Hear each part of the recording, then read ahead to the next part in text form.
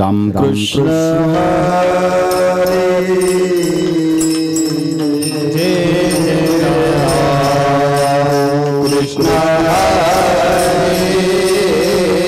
हरे जय राम कृष्ण हरे हरे जय राम कृष्ण हरे जय राम कृष्ण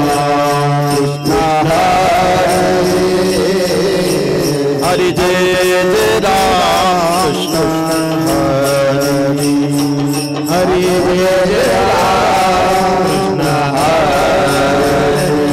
जय राम कृष्ण हरे जय राम कृष्ण हरे जय राम कृष्ण हरे जय राम कृष्ण हरे जय राम कृष्ण हरे जय राम कृष्ण हरे जय राम हरे जय राम हरे जय राम हरे जय राम हरे हरे जय राम हरे जय राम हरे जय राम हरे जय राम हरे जय राम हरे जय राम हरे रूप पाता लोचनी सुख झाले साधनी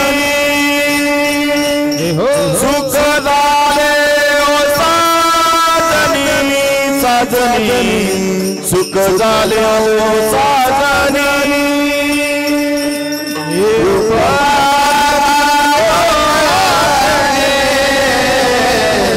सुख झाले सुख झाले सुख झाले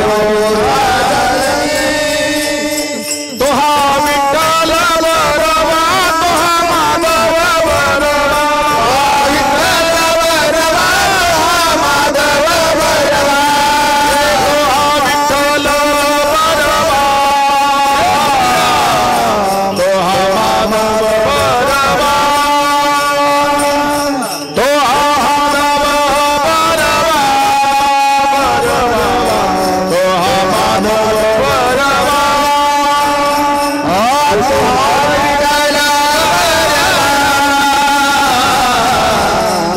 माधव बरवा म्हणून विठ्ठली आवडी म्हणून विठ्ठली आवडी आवडी म्हणून विठ्ठली आवडी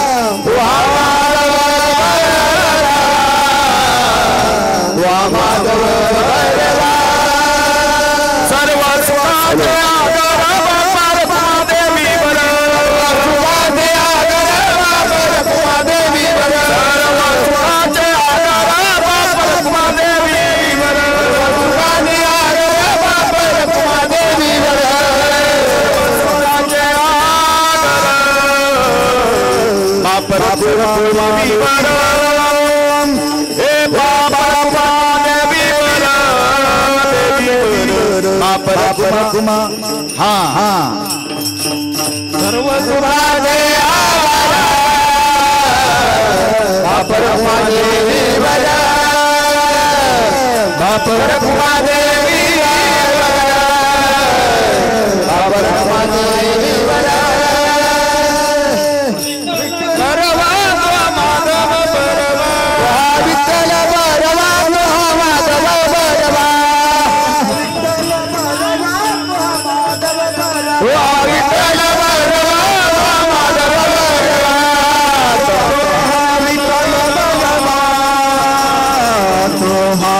माधव भजवा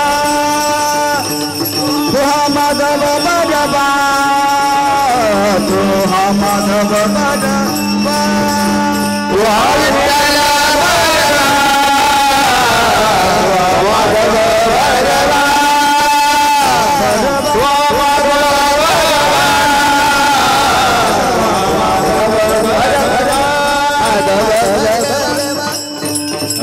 जय राम कृष्ण जय राम हरे जय राम हरे जय राम हरे जय राम हरे राम हरे राम हरे राम हरे राम राम राम हरे जय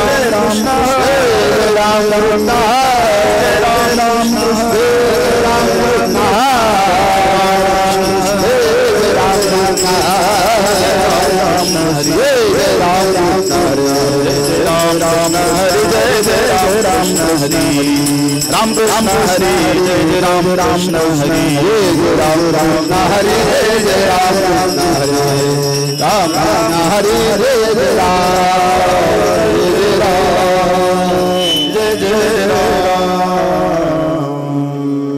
श्री राम श्री राम श्री राम श्री राम श्री राम श्री राम हरि हरि हरि श्री राम श्री राम श्री राम श्री राम हरि हरि धन्य संसारी धन्य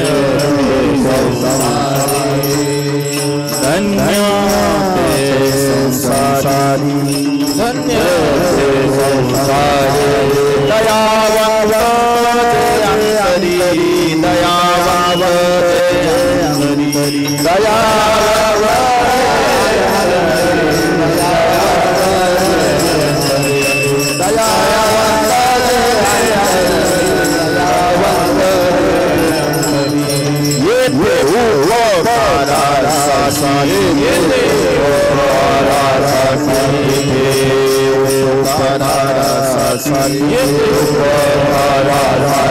हाले घर जावे बैठी हाले घर जावे बैठी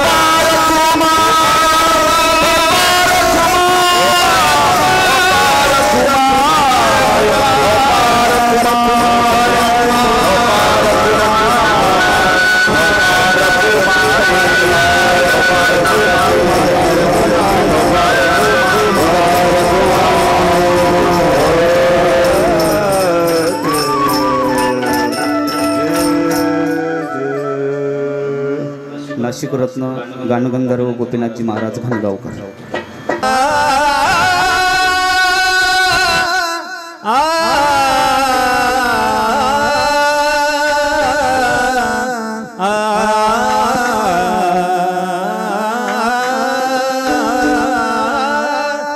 धन्यते संसारी धन्यते संसारी धन्यते संसारी धन्यते संसारी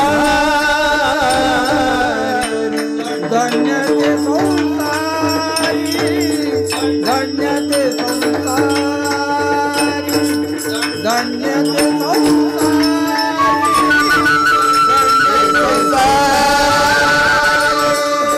धन्यते धन्यते संसारी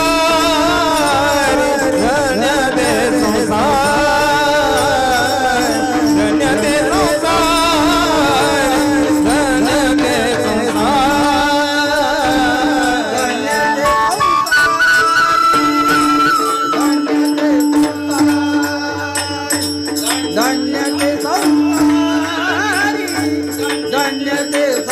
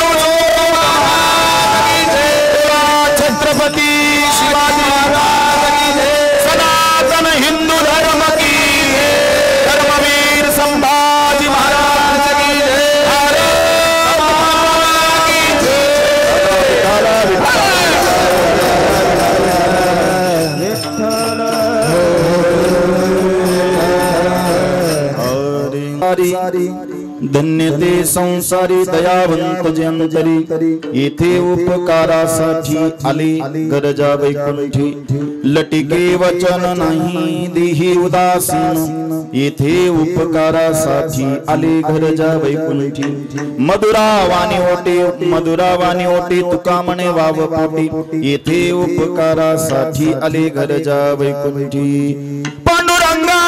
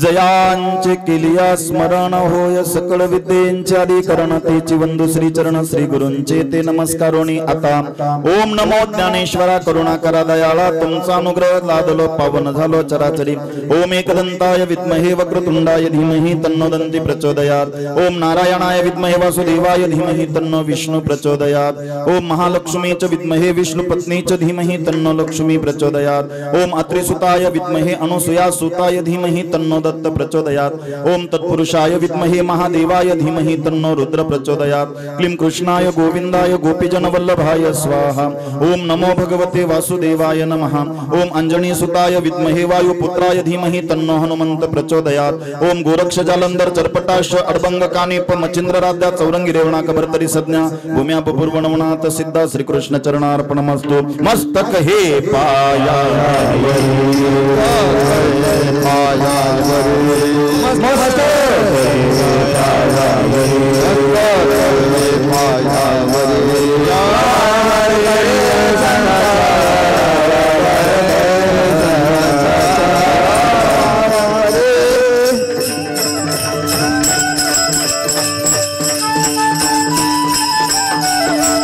वार करी साथे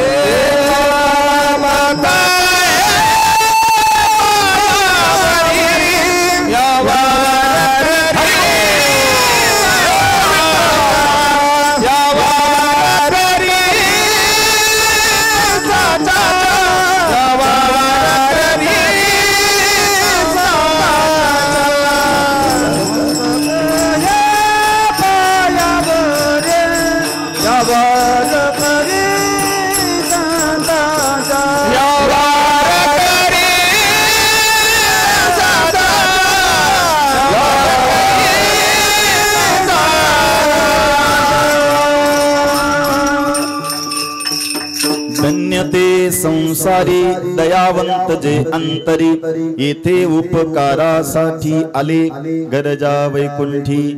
सगळ्यांना नमस्कार करतो।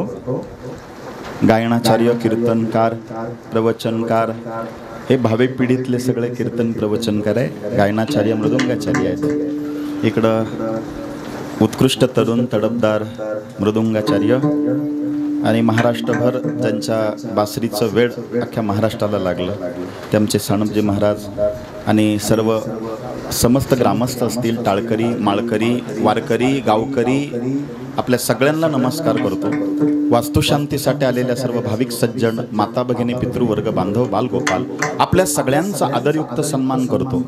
साऊंड सिस्टम, कॅमेरामॅन, ज्यांनी या कार्यक्रमासाठी अथक प्रयत्न घेतले, आपल्या सगळ्यांचा गौरव उद्गार करून सगळ्यांचा आदरयुक्त सन्मान करून सेवेला प्रारंभ करतो, कारण वेळ आपल्याकडे कमी आहे। विठ्ठल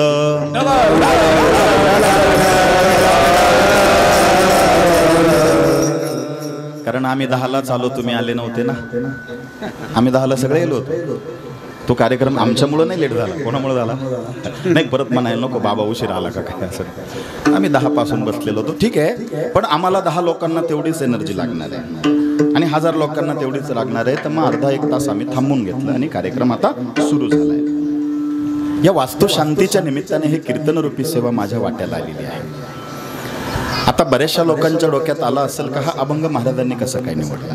माझ्या आवडतीचा अभंग, कारण प्रस्तुतच्या अभंगामध्ये जगद्गुरु तुकोबरायांनी जप्याला धन्यता नाही दिली, तप्याला नाही दिली, संन्याशाला नाही दिली, योग्याला नाही दिली, धन्यता आपल्या सगळ्यांना दिली। धन्यते संसारी, आपण गृहस्थाश्रमामध्ये असणारी माणसं आपल्याला धन्यता दिली। पण हा जो अभंग आहे ना, हा प्रमाणापेक्षा प्रमेयाभोवती जास्त फिरतो। आता सगळ्या अभंगामध्ये आणि सगळ्या कीर्तनामध्ये एकच वाक्य, एक चरण तुम्ही लक्षात ठेवायचं। धन्यते संसारी, पण कोण कॅटेगरी आहे, दयावंत जे अंतरी। संसारिकाच्या अंतकरणामध्ये धन्यतेची पात्रता काय सांगितली, दयावंत जे अंतरी। धन्यते संसारी येथे उपकारासाठी आले। कशासाठी आलोय आपण? हा, आता बसल्या बसल्या विचार करायचा, आपण त्याच्यात बसतोय का? बसल्या बसल्या विचार करा। येथे उपकारासाठी आले, धन्यते संसारी, त्यांचं घर वैकुंठात असतं आणि ते इथं आल्यानंतर घराचं सुद्धा वैकुंठच तयार करतात। धन्यते संसारी, लटिके वचन नाही, ते खोटं कधीच बोलत नाही। लक्षात घ्या बरं का। धन्यते संसारी, लटिके वचन नाही। धन्यते संसारी, देही उदासीन, ते सगळ्यावरती उदासीन असतात, पण माझ्या वाट्याला आलंय ना कर्म, ते कर्म करून ईश्वराला अर्पण करतात। आले घरजा वैकुंठी। धन्यते संसारी, मधुरावानी ओटी, ते सतत गोड बोलतात, मृदू बोलतात आणि मिठास एकदम सुंदर असं बोलतात, सॉफ्ट बोलतात।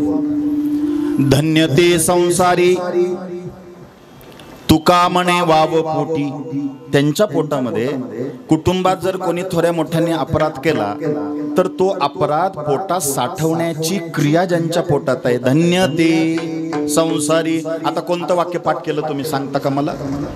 धन्यते संसारी। आता हे नाही म्हणलं, हे म्हणलं असतं तर आपणही त्याच्यात आलो असतो, पण त्याच्यासाठी आपल्याला अभंग बारकाईने अनुभवावा लागणार आहे आणि तो आचरणात आणण्याचा प्रयत्न करावा लागणार आहे। छान पैकी भजन करा, विठ्ठल विठ्ठल।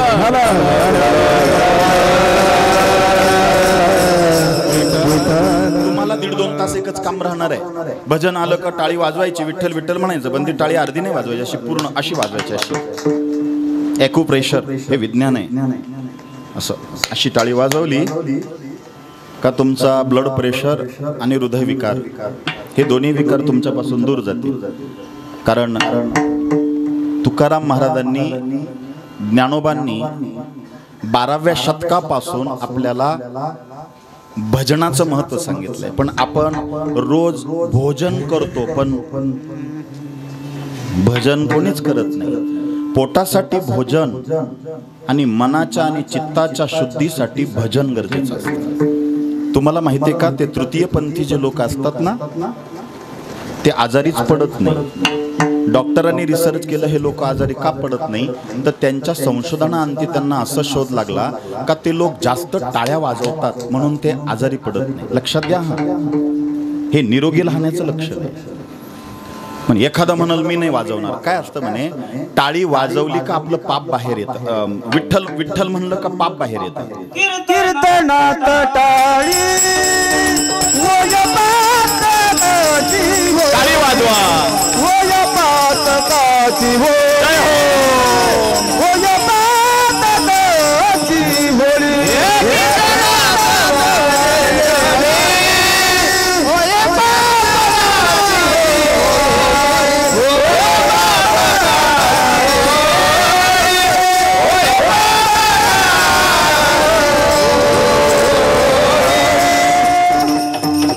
वेल टायमिंग मला अपेक्षित होतं. त्या जुन्या माता भगिनी नाही का, एका माग एक बसायचा. आता नाही कोणी माग, तेव्हा त्या जुन्या एका मागे एक बसायच्या. कळलं वाटतं, कारण ती एकीच्या डोक्यातली खाली सोडली का ती दुसरीला बिलगते ना, मग ती जागेवरच चेचून टाकलेली बरी. टाइमपास नाही सांगत मी, भजनातली ताकद सांगतो. म्हणून विठ्ठल म्हटलं का पाप बाहेर येतं आणि ते पाप परत आत घुसण्याची दाट शक्यता असते. म्हणून जसं काढून तुम्ही मारून टाकतात, तसं विठ्ठल म्हणलं का पाप बाहेर आलं का, होय पातकांची होळी विठ्ठल विठ्ठल विठ्ठल विठ्ठल विठ्ठल.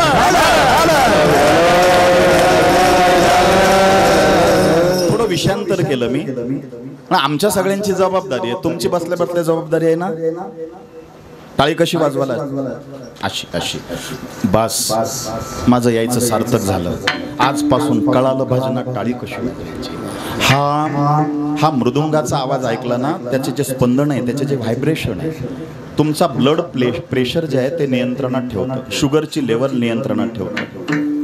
ठीक आहे. विण्याचा जो झंकार आहे, ओम ओम, ही मनाची एकाग्रता वाढवतो.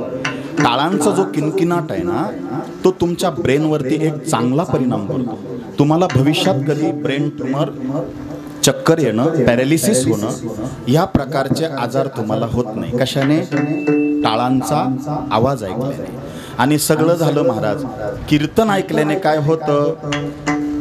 होय अंग हरिरूप कीर्तन चांग, कीर्तन चांग होय अंग हरिरूप. आता तुम्हाला टाळी वाजवायची, भजन करायचं हे कळलं.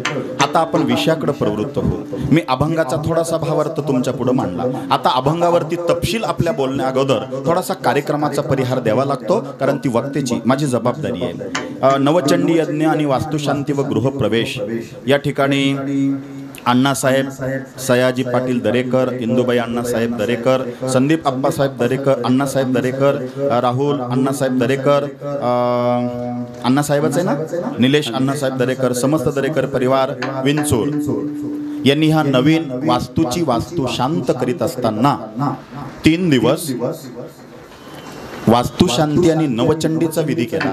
मी विशेष आभार आणि अभिनंदन करतो या दरेकर कुटुंबाचं. कारण का यांनी नुसती वास्तुशांती नाही केली तर नवचंडी पण केली. तुम्ही ऐकून ठेवा, ज्यांनी घर बांधलंय, ज्यांना बांधायचं आहे, ज्यांना वास्तुशांती करायची आहे, त्यांनी वास्तुशांतीयुक्त नवचंडी करावी. कारण स्पेशल नवचंडी करायला तुम्हाला पुन्हा तेवढाच विधी आणि तेवढेच मंडल मांडावे लागतात. पण वास्तुशांतीमध्ये जर तुम्ही नवचंडी करत असाल तर तुमचा वेळ आणि पैसा सुद्धा आणि वाचत वाचायचा असतो, लक्षात घ्या. कारण आम्ही हे 1996ला त्र्यंबकेश्वरी सगळं शिकलोय. मी त्या गुरुजींचं विशेष करून आभार व्यक्त करील. त्यांनी जी पूजा केली आहे ती 3-4 दिवस विधियुक्त पूजा केली आहे. कारण मी मंडल पाहिले, पूर्ण आहुती पाहिली आणि मी त्या घराच्या उंबऱ्याच्या आत दारात प्रवेश केल्याबरोबर माझा उजवा स्वर चालू झाला. त्याला सूर्य नाडी असे म्हणतात. ज्या घरात, ज्या मंदिरात तुम्ही प्रवेश केल्याबरोबर जर उजव्या बाजूची नागपुडी तुमची स्टार्ट होत असेल तर समजायचं त्या घरामध्ये आता एक पॉझिटिव्ह ऊर्जा संक्रमित झालेली आहे.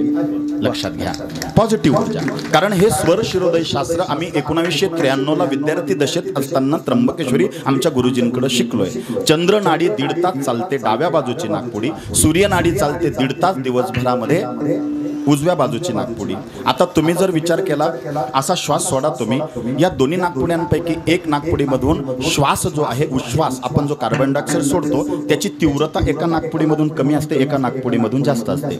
तुम्हाला जर प्रवासाला जायचं असेल तर तुम्ही चेक करून पहा तुमची कोणती चालू आहे. प्रवासाला जात असताना जर तुमची सूर्यनाडी सुरू असेल तर तुम्ही बिंदास जा. तुम्ही प्रवचन कीर्तनाला बसत असाल तर थोडासा मोठ्याने 7 वेळेला श्वास घ्या, 7 वेळेला मोठ्याने श्वास सोडा, जेणेकरून तुमची चंद्रनाडी स्थिर होईल. आणि चंद्रनाडी स्थिर झाल्यामुळं तुमच्या मनाची चंचलता थांबेल. काय शास्त्र आहे आपलं, काय शास्त्र आहे. मी मुद्दामून याच्यावर भर दिला का ती नवचंडी केली, त्याचा जो धूर झाला, तो जो धूर आहे ना, तो घराची, वातावरणाची शुद्धी करून जे जे यज्ञाला बसले त्यांच्या श्वसनावाटे फुफ्फुसांमध्ये आतमध्ये जो धूर गेला तो बाह्य अंगाने आणि आंतरिक मनाने सुद्धा शुद्ध झाला. इतकी नवचंडीची ताकद जबरदस्त आहे. या देवी सर्वभूतेषु मातृरूपेण संस्थिता नमस्तस्ये नमस्तस्ये नमस्तस्ये नमो नमः. उदक शांती केली. का करायची उदक शांती? कारण या घराला, ह्या बंगल्याला विटा ज्या वेळेला तुम्ही आणल्या, त्या विटा ज्या ठिकाणावरून तुम्ही आणल्या ती माती कुठली होती तुम्हाला माहित नाही.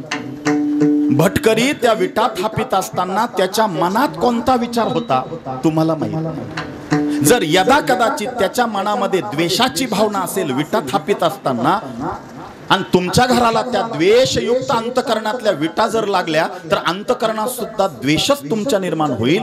लक्षात घ्या, ही वास्तूची शांती नाहीये, ही मनाची शांती आहे. विठ्ठल. म्हणून उदक शांती केली जाते. ज्या नदीतनं तुम्ही वाळू आणली, ज्या ठिकाणावरून वाळू आणली त्या ठिकाणावर एखाद्याने जर पाण्यात बुडून जीव दिलेला असेल तर त्याला तिथले ते दोष इथं येतात. लक्षात घ्या, हे सांगायला ठरलं तर मला 7 दिवस लागल एका विषयाला. इतकं सोपं नाहीये, हा गुंतागुंतीचा विषय. पण मला वास्तुशांतीला बोलवलं, मी ही पहिली कन्सेप्ट क्लिअर केली पाहिजे. मी वास्तुशास्त्र सांगणार आहे, त्याचे परिणाम सांगणार आहे, उपाय सुद्धा तुम्हाला सांगणार आहे. कारण मला जर शांतीला बोलवलं तर माझा सगळा अभ्यास कंप्लीट असायलाच पाहिजे. विठ्ठल.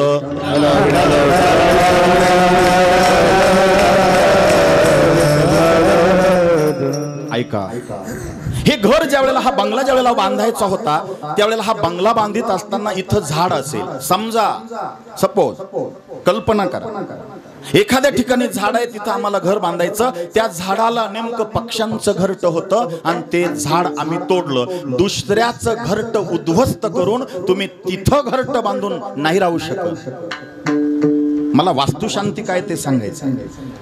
जरी ते पक्षी असतील तरी त्यांचा जो तळतळाट आहे तो काही प्रमाणामध्ये आपल्याला भोगावा लागतो त्या घरात. कारण दुसऱ्याचं घर उद्ध्वस्त करून आपण त्या घरामध्ये शांत राहूच कसं शकतो? नाही राहू शकत. म्हणून इथं उदक शांती आहे. ज्या वेळेला घराचे बीम भरायचे होते, पाया भरायचा होता, त्यावेळेला इथं वारुळ असेल, मुंग्यांचं वारुळ असेल. त्या मुंग्यांचं वारुळ तुटलं. किती मुंग्या असतात एका वारुळात तुम्हाला माहिती आहे काय? अब्जावधी मुंग्या असतात. एवढ्याच्या एवढ्या अब्जावधी मुंग्या, कीटक, त्यांना तुम्ही बेघर केलं आणि तिथं घर बांधून तुमच्या मनाला शांती कशी मिळणार आहे? म्हणून वास्तू शांती आहे. ज्या वेळेला तुम्ही पाया खोदीत होते, पाया बांधित होते, त्यावेळेला हजारो प्रकारचे कीटक, गांडूळ लाल रंगाचे असतात पा, शेतकऱ्याचा ज्याला मित्र म्हणतात, शिदड असतात, ते तुटले जातात, मारले जातात.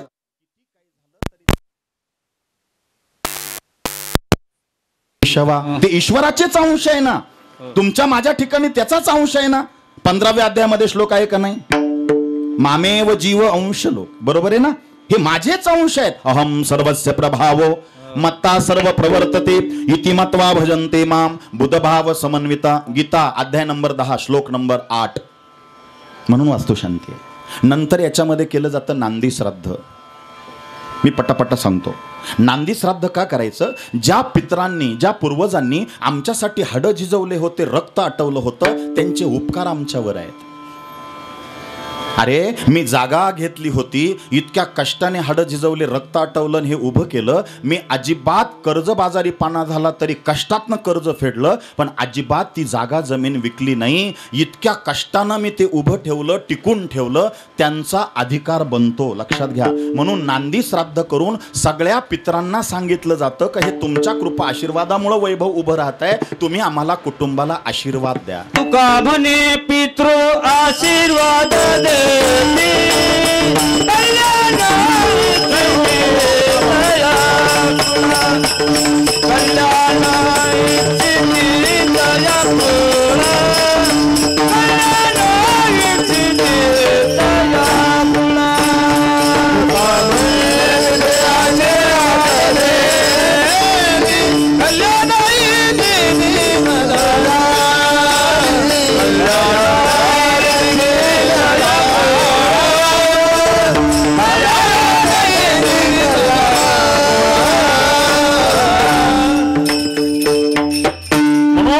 श्राद्ध का? पितरांचे आशीर्वाद प्राप्त करण्यासाठी. आता जे हवन केलंय त्या हवनाचा धूर त्या घरामध्ये फिरल्यानंतर त्या विटा बनवत असताना वाळू जिथून आणलीये त्या जागेतले दोष, ते सगळे दोष करण्याचं सामर्थ्य नवचंडी विधीमध्ये आहे. म्हणून शेतामध्ये जर कर्जबाजारीपणा वाढत असेल, टिचभर बांधावरून भाऊबंदकी होत असेल, घरामध्ये कटकटी भांडणं होत असतील, एक एकात नाही बाप लेकात नाही, घरामध्ये भरल्या ताटावरून लोक उठून जात असेल, डिप्रेशन, टेन्शन, आत्महत्येचा विचार येत असेल, एकदा तरी वास्तू शांती आणि नवचंडी विधी आपण केला पाहिजे. मी हे बोगस नाही सांगित. 16 वर्षापूर्वी मी हे याज्ञिकी करायचो. गणेश मंडल मांडल्यानंतर कोणती सुपारी कोणत्या देवतेची आहे, तिला गंधाक्षदा कसा लावावा आणि कोणत्या मंत्राचा उच्चार करावा, हे सगळं सांगता येऊ शकतं, पण वेळेचं बंधन आहे. का केलंय, कशासाठी केलंय, एकच सांगतो. घरामध्ये सुख, शांती आणि समाधान लाभावं. इथं या घरामध्ये राहणाऱ्या पिढ्यांचा उत्कर्ष व्हावा, विद्यार्थ्यांचा अभ्यासामध्ये प्रगती व्हावी, बुद्धी कुशाग्र व्हावी, इथं आयु आणि आरोग्य वाढावं. त्यासाठी वास्तू शांती करणं गरजेचं आहे. एखादी भिंत तुम्ही तोडली किंवा थोडंसं बांधकाम तुम्ही वाढून घेतलं, नवीन बांधलं, तरी वास्तू शांती तुम्हाला करावी लागते. काही लोक बंगल्याला कोटी रुपये खर्च करतात, कोटी रुपये खर्च करतात, आणि पूजा करायची वेळ आली का त्याला आपण काही नाही, कलश पूजन करून राहायला जाऊ. कळतंय मी काय बोलतोय? आपण इतके पैसे खर्च केले त्या घरामध्ये राहण्यासाठी, मग त्या घरामध्ये आम्हाला शांती मिळावी यासाठी नुसत्या कलश पूजनाने भागणार नाही. हा, जर तुम्हाला घाई असेल, जागाच नाही, आता पावसाळ्याचे दिवस चालू झाले, तर तुम्ही कलश पूजन करून त्या घरामध्ये गृहप्रवेश करू शकता. पण कलश पूजन केल्याच्या नंतर वर्षभराच्या आत तुम्हाला वास्तुशांती करावीच लागेल. आणि कलश पूजन करून तुम्ही वर्ष झाले तरी वास्तुशांती नाही, त्या घराला दुप्पट दोष लागत असतात. म्हणून वास्तुशांती होणं गरजेचं आहे, लक्षात घ्या. इतकी महत्वाची असते वास्तुशांती. आता ती वास्तू तुम्ही घरामध्ये जे जे बोलाल त्या प्रत्येकाला तथास्तु तथास्तु असं म्हणणार आहे. म्हणून आजपासून घरात अजिबात भांडायचं नाही, नाही तर भांडले तुम्ही का ती वास्तू म्हणेल तथास्तु चालूच राहू द्या. लक्षात घ्या. माझ्या माता भगिनी विशेष करून घरात जास्त वेळ राहतात, पुरुष बांधव शेतामध्ये असतात, नोकरीवर असतात, कामधंद्याच्या निमित्ताने बाहेर असतात. म्हणून चुकू नये, वास्तू शांती झालेल्या घरात चुकू नये, रडायचं नाही.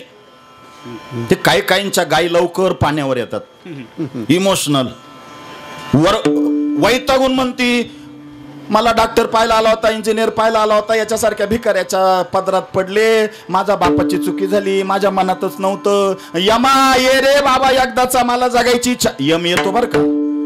वास्तू शांती झाल्यानंतर ती वास्तू काय म्हणते? तथास्तु. म्हणून त्या वास्तूमध्ये आपण पॉझिटिव्ह बोललं पाहिजे. सकारात्मक बोललं पाहिजे. वास्तूमध्ये तुम्हाला महत्वाचा निर्णय घ्यायचा तर तुम्ही वायव्य कोपऱ्यात सगळ्यांनी जमायचं आणि तिथं निर्णय घ्यायचा आहे. कारण वायव्य कोपरा हा वायू मार्गाने तुमचा निर्णय वायू मार्गाने मार्गी लावणार आहे. कळतंय तुम्हाला? एवढं सुंदर वैभव तुम्ही उभं केलं तर त्याचा उपभोग आपल्याला आता घ्यायचा आहे. म्हणून तुकाराम महाराजांनी आजच्या अभंगामध्ये या बंगल्यावाल्यांना घरावाल्यांना धन्यता दिलेली आहे. कोणाला धन्यता दिली? धन्यते संसारी धन्यते संसारी हो धन्यते संसारी धन्यते संसारी धन्यते संसारी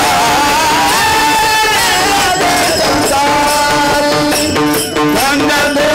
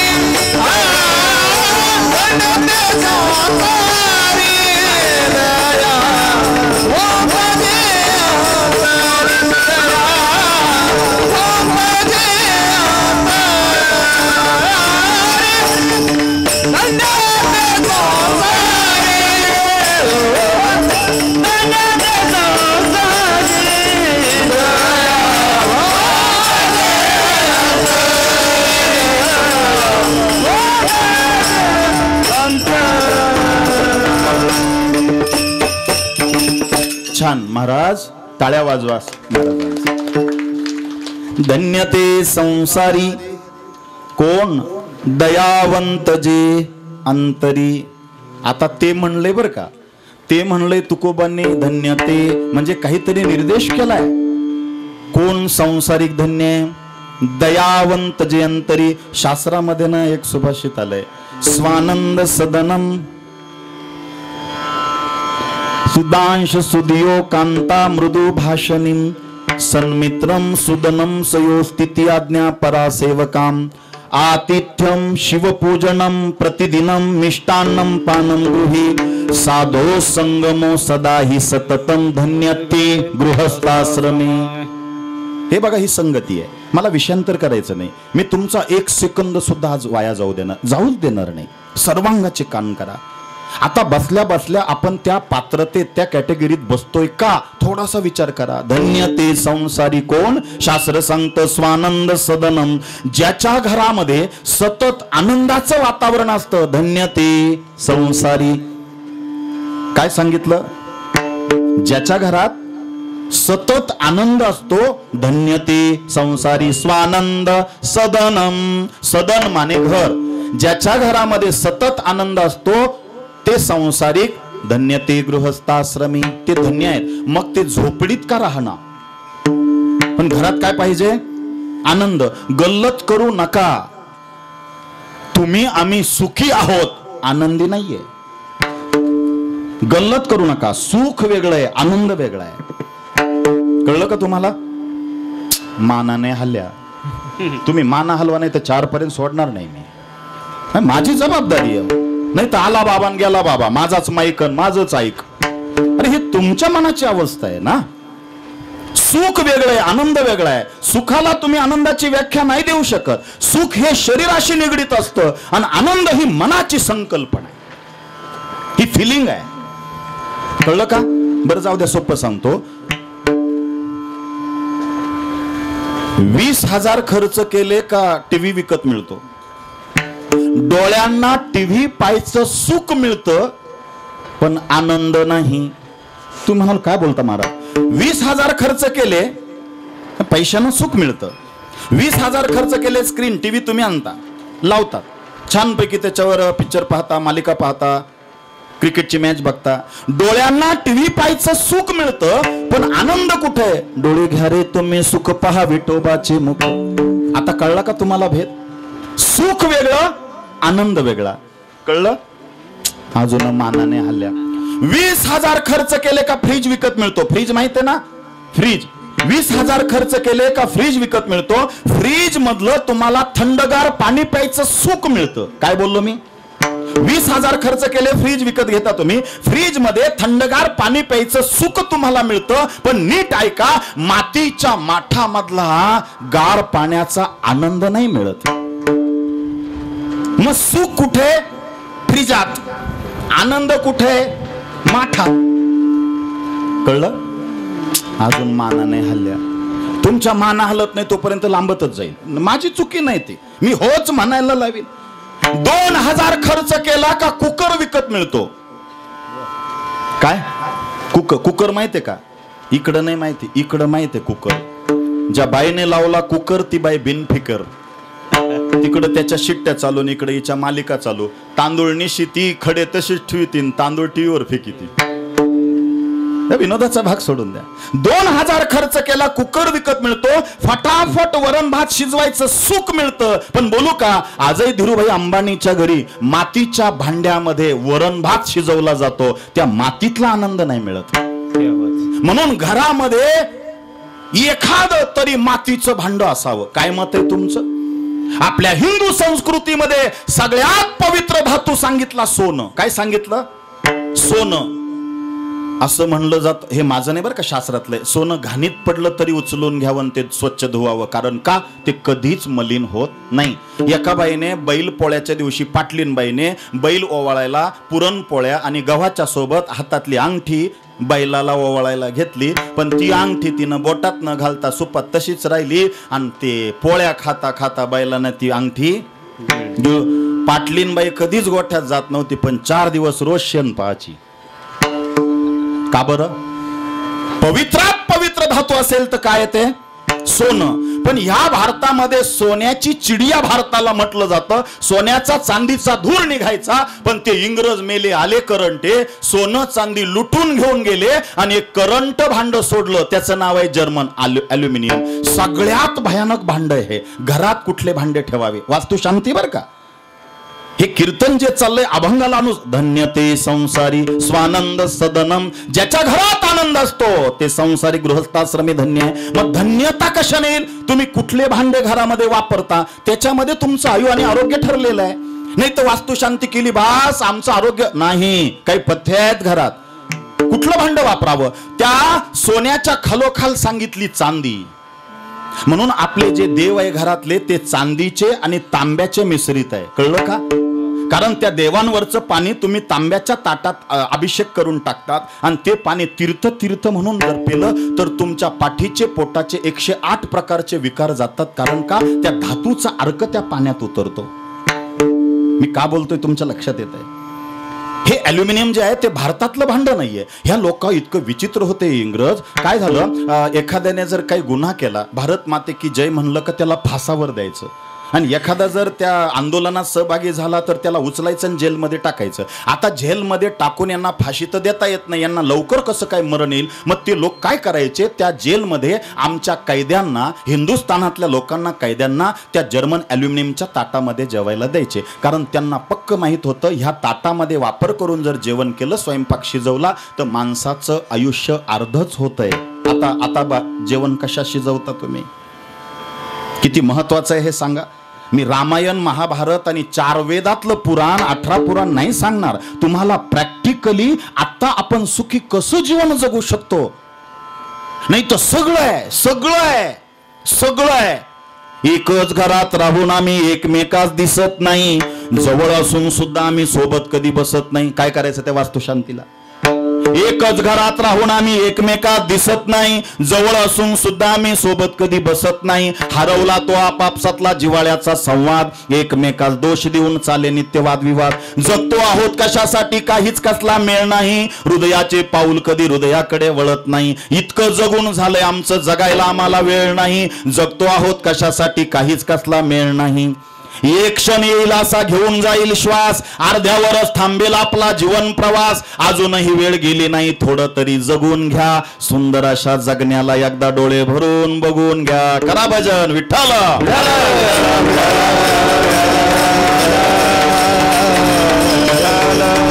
घर असावे घरासारखे, नकोच नुसत्या भिंती. घर असावे घरासारखे, नकोच नुसत्या भिंती. तिथे असावा प्रेम अन जिव्हाळा, नकोच नुसती नाती. काय त्या नात्यांचा फायदा? त्या नात्यांमध्ये प्रेम जिव्हाळा जर असेल, अरे 150, 200 लोक एकत्र राहायचे 50 वर्षापूर्वी. बरोबर सांगतोय का मी? हे बा मान हलवताय खेड्यातले लोक. का राहायचे? एकमेकांबद्दल आदर होता. आता सगळं आमच्याकडं, फक्त ती रिस्पेक्ट आणि आदर नाही आहे. म्हणून स्वानंद सदनम. एक कामावरून माणूस घरी यायचा, चपला काढायचा, बॅग मधून एक रिकामी पिशवी काढायचा, त्या पिशवीत असं पाहायचा डोकावून 2 मिनिटं पाहिलं का पटकन त्या पिशवीचं तोंड बंद करायचा, असं दोरीने बांधायचा आणि बाहेर असलेल्या दाराच्या बाहेर आंब्याच्या झाडाला ती पिशवी टांगायचं आणि घरात जायचं.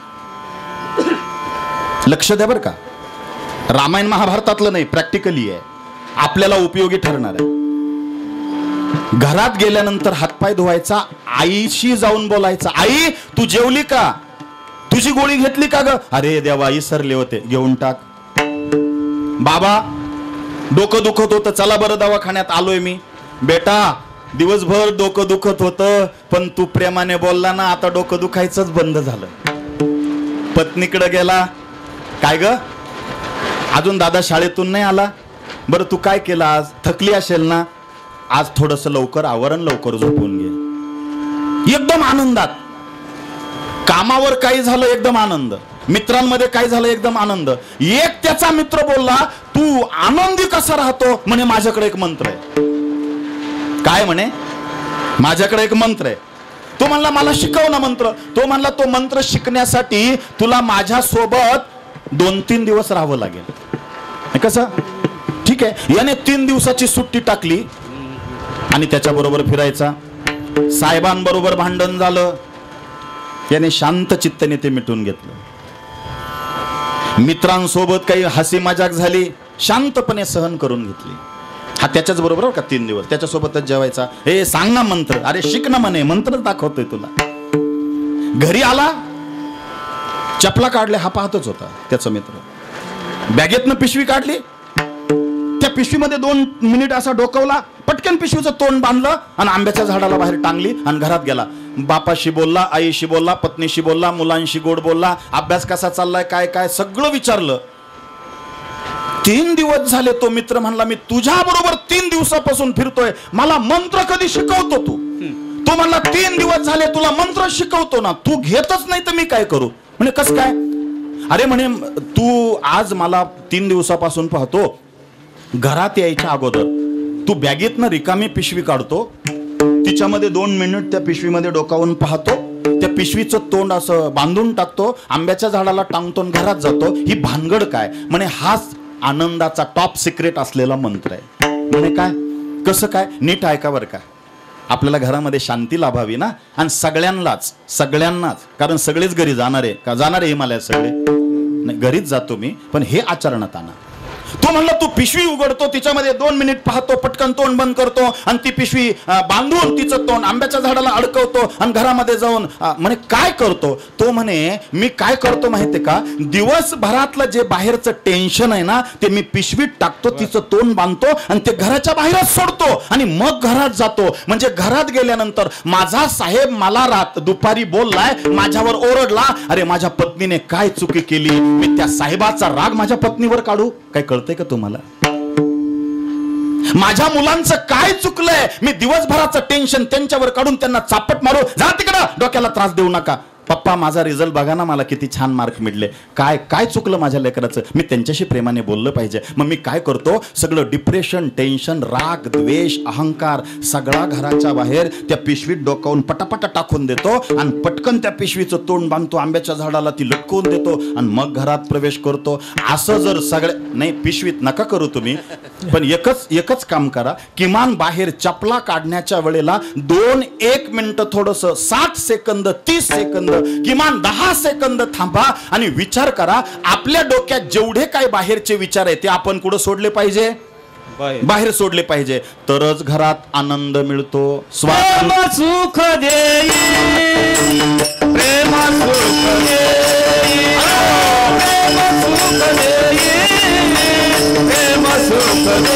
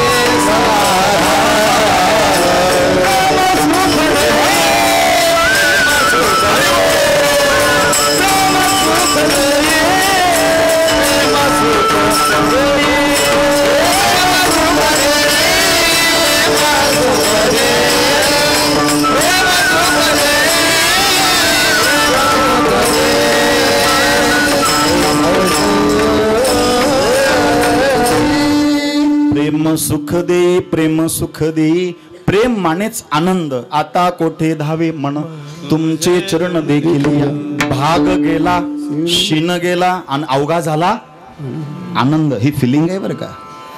स्वानंद सदनम, सदन माने घर. ज्या घरात कायम माणसं आनंदी असतात, सुखी नाही, मी त्याच्यासाठी दृष्टांत दिले. ज्या घरामध्ये जे लोक कायम आनंदी असतात, धन्य ते संसारी. म्हणून पूर्वीच्या काळी घर मातीचे होते आणि त्या मातीच्या घरावर चुन्यांनी लिहायचे अतिथी देवो भव. काय लिहायचे संस्कृत मध्ये? अतिथी देवो भव. कारण येणारा जो आहे आपल्या घरी कोणी येऊ द्या, तो कसा आहे? देवासारखा आहे. किती गोड लिहायचे. पण संस्कृत कमी झालं, मराठी भाषेचं प्राकृतचं जास्त प्रशस्त वाढलं, बरोबर. मग लोक लिहू लागले सुस्वागतम, बरोबर. तोपर्यंत ठीक होतं. पण ते गेलं, इंग्रजीचं भुताट डोक्यावर बसलं आणि लोक लिहायला लागले वेलकम. इकडं लिहायचं वेल, इकडं लिहायचं कम आणि मधून पाहुण्याने घुसायचं वेलकम.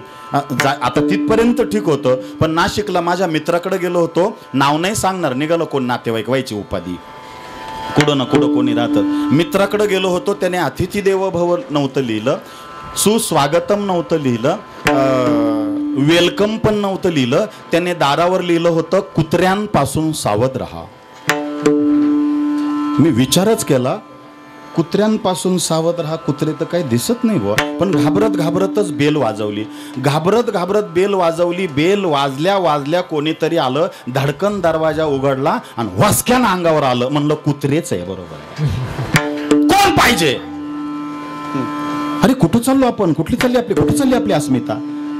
तुम्ही फ्लॅट मध्ये राहा. पूर्वीच्या काळी घर होतं बर का, जिथं हवा खेळती राहायची म्हणे त्याला हवेली म्हणायचे. जिथं इमानदारी होती तिला इमारत म्हणायचे. लक्ष द्या बर का. जिथं झोप चांगली यायची त्याला झोपडी म्हणायचे. आणि आता फ्लॅट म्हणतात, तुम्ही म्हणाल फ्लॅटचा अर्थ काय होतं? मी फ्लॅटचा अर्थ लावला, हप्ते फेडून फेडून मालक सपाट होतो, त्याला फ्लॅट पद्धतीने घोटाळा केला. तुम्ही फ्लॅटमध्ये जरूर राहा, लगेच विकू नका शहरात राहणाऱ्यांनी. फक्त एक विचार करा, आपण फ्लॅटच्या प्रवेशद्वाराला उंबरा बसवलाय का? मी वास्तुशांतीसाठी आलो म्हणून सांगतोय, हे कोणी नाही सांगणार तुम्हाला. तुमच्या प्रवेशद्वाराला जर उंबरा नसेल तर तुम्ही कितीही संस्कार करा, तुमचे मुलं आणि मुली तुमच्या आज्ञेत राहूच शकत नाही. कारण उंबरा हे तुमच्या वास्तूतलं बंधन आहे. विठ्ठल